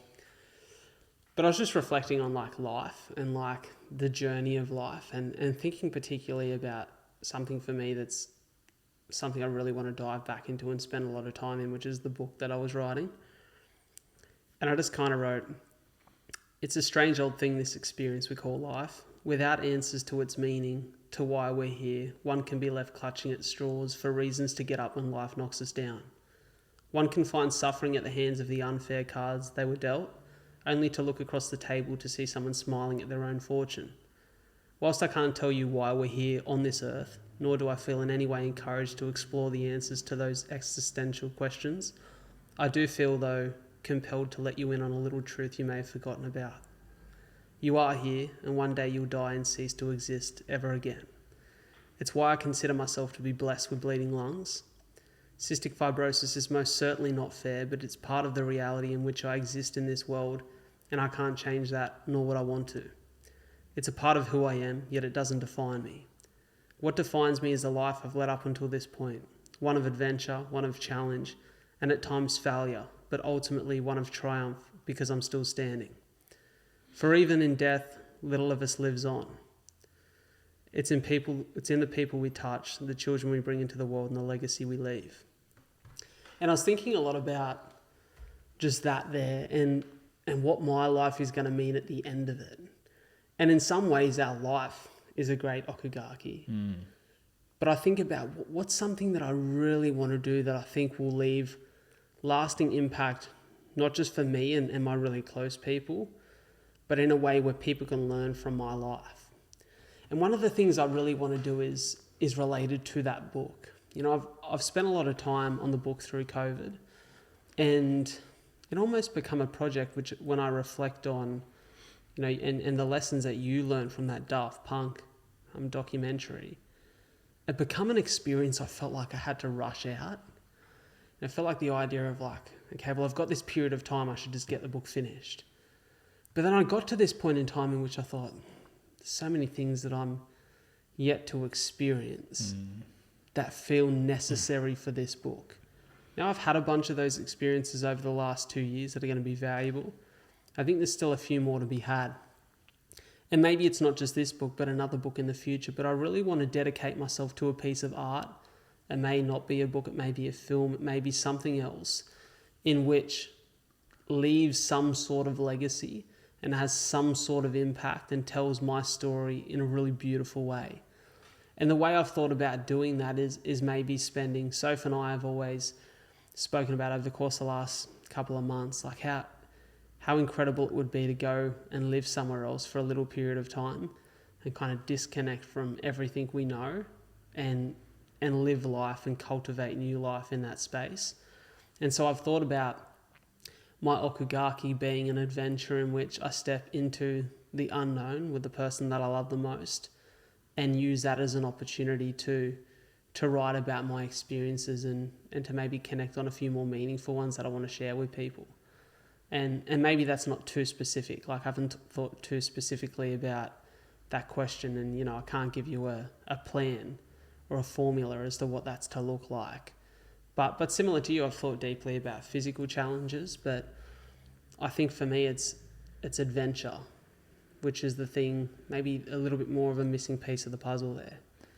I love that, and it's tied together a lot of the things that we've spoken about today, right? It's tied together purpose, it's tied together death, it's tied together Daft Punk. It's tied together a lot of the things that we've talked about, and I think that is almost like a beautiful summary of kind of a lot of the questions that we've talked about. That there is not necessarily connection between us, that's connection to self. And that's kind of one side of connection that is at the root of all of this. Like, we can't hope really to delve deeper in other people's lives if we can't first understand ourselves. So to ask those questions inwards first is almost like the first step. I was lucky enough to be speaking at a series of events over the last month, Future of Leadership, which you know about. And I was really taken aback by Darren Hill, who is an amazing presenter, and his presentation, he combined a lot of those things, and he had another Japanese thing that he was talking about, which is not what I want to talk about, but it's actually what reminded me of it, and it's to do with the physical challenges that we choose to do. But the whole message of his keynote was based around the fact that we can create these existential problems, whether it be pandemics or all these sorts of things. Like, human dread is inevitable, and a big part of that is because death is inevitable. Like, we're all going to encounter death. It's undefeated. And because that's the case, then what are we going to do while we're here? And he writes this beautiful poem, which he does at the end, and he has it back to music. And I haven't seen anyone present like this, but it's really beautiful. And one of the big messages there is that our time on this planet is short. So choose how you choose to spend it. Like, choose wisely. And if he could offer any sort of piece of advice, it's to use that time in service of others. Because that's the greatest gift that we can give, is our time to someone else. And I think it was such a beautiful way of weighing that up. And when you talk about, these experiences and what we can choose to do with our life and to create that thing that we can pass on to other people, it's essentially what that is. Yeah, it's so beautifully said. And something that pops to the front of my mind is, just recently I was listening to someone speak about their greatest inspiration being Leonardo da Vinci. DiCaprio. Yeah. I tell you what, fuck, he's good in catch me if you can. He's also incredible. But Leonardo da Vinci, and for the reason being that I can see that you're still stoked about that call. The thing that I find to be quite interesting is we exist in a world now in which all of these artistic endeavours are often celebrated in the moment, or not far after them. You think about those great artists. They were often not revered when they were alive, but rather once they'd passed, and years later. And I think, isn't that a great service to purpose and great service to humanity, in which they created things that long after they lived are now things that we look at with great inspiration and think, oh, isn't that incredible? Like, that was created, and that's the meaning that holds for me, and that's so special. But we exist in a world now where it's hard to judge whether we're doing things because of that greater purpose or for the attention that can come from them. Yeah. And it comes back to those questions we said. You got to have self-knowledge to understand why you're doing it. To ask yourself, maybe, would I do this without getting the recognition, whilst I'm here? And there's a quote that I've got tattooed on my leg from Gladiator. One of the opening scenes of Gladiator, where Russell Crowe, or as he's known in the movie, Maximus Decimus Meridius, stands there amongst his troops as they're about to go out into battle, and he says, what we do in life echoes in eternity. And that for me is that's our purpose piece. That's legacy. Who'd have thought you could find that from Gladiator and Big Ross? Oh, mate, Big Ross has got some bangers back in the day. I love that. But it does, to tie everything that we have spoken about together, it does go to show that these questions that we ask, the way that we choose to connect, whether it be to ourselves, to others, to our purpose, and as you said before, Rich Divinity, the quality of the questions that we're asking is really at the root of all that. And that, these are just 8 questions that we've asked today. And we've spoken for 2 hours. Yeah. Just those simple questions going one layer deeper can open up a conversation so much more than the elevator ride down. And that's why we wanted to do this, is to show what that can look like. It's funny, I was listening to, and listeners are thinking, fuck, here he goes again, this is going to go for another 2 hours. But just a quick story, I was listening to Joe Rogan and Lex Fridman, an old interview from 2020 just before, where Joe was on Lex's platform. And they were talking about the origins of Joe's podcast. And Joe said, I really just started because I just wanted to. And he said, I remember a mate of mine who, he said, I'd give a lot of shit to today for it, who said, oh, what are you doing 2-hour conversations for? Just edit it down to 45 minutes. No one wants to listen to you talk for 2 hours. And why would you do that? And he goes, because I want to do that. I would just want to chat to that person for 2 hours and hear about their life. So that's what I'm going to do. People don't have to listen, but if they do, great. And I think at the core of connection is just understanding why we want to connect with those people. And I think today that, you know, whether people find value in this or not, hopefully they do. But at the core of it, just knowing that we found it really interesting to sit here and talk about this. And even if the mics weren't here, we probably would have had this conversation for 2 hours. Over coffee anyway. 100%. And so that's where it's so valuable. Definitely. No, it really does go to show, like, just that one step deeper, honestly. It really has opened I've learned a lot. Not only over the last couple of years in questioning what connection means to me, but as we've been working on this keynote and even just the questions for this podcast, just what going that one step deeper can do. So I'm a big fan. I'm a very big fan. So, like, we'll have more questions so we can do this again. 100%. I'm really looking forward to it. For everyone, if you made it this far, thank you so much. We're huge fans of you too. And I guess, Bretto, thank you so much for coming on. If there's anyone listening from an organisational standpoint or an event planning standpoint, the obvious, give us a call. Yeah. Get us there. Get us there to speak. We've created something that is, not only as we feel very valuable, but quite unique, must I say. It has quite a theatrical element to it, which is exciting to go and do that on stage for a bunch of people. We won't give too much of it away just yet. No, we won't. But thank you so much for tuning in. As always, connect with Bretto, the man himself. He's doing some great stuff, and, you know, keep connecting with the pod. I guess we've spoken a lot about Japanese stuff over the course of this episode, so sayonara. Perfect. Thank you so much for tuning into another episode of A Lot to Talk About. It means the world that you guys are in my corner, that you continue to listen to the show every week. And if you could do me a massive favor by following the podcast on whichever platform you listen to it and sharing this episode in particular with just one friend that you feel would benefit from it, that would mean the world to me, and it would help the show grow. The more the show grows, the bigger the guests we get on, the more that we can do, and the more we can share and support you guys, the listeners, the viewers of the show. Before I go, I want to pay my respects and recognize the traditional custodians of the land on which we meet and record this podcast. The Aboriginal culture has such a rich history in storytelling, and as a passionate storyteller, I really hope that the stories we share and connect with on the show can allow the many cultures that now call this beautiful land Australia their home to come together and continue to respect the stories and the culture that make this the land it is today. Thank you so much for tuning into A Lot to Talk About. I'll catch you next week.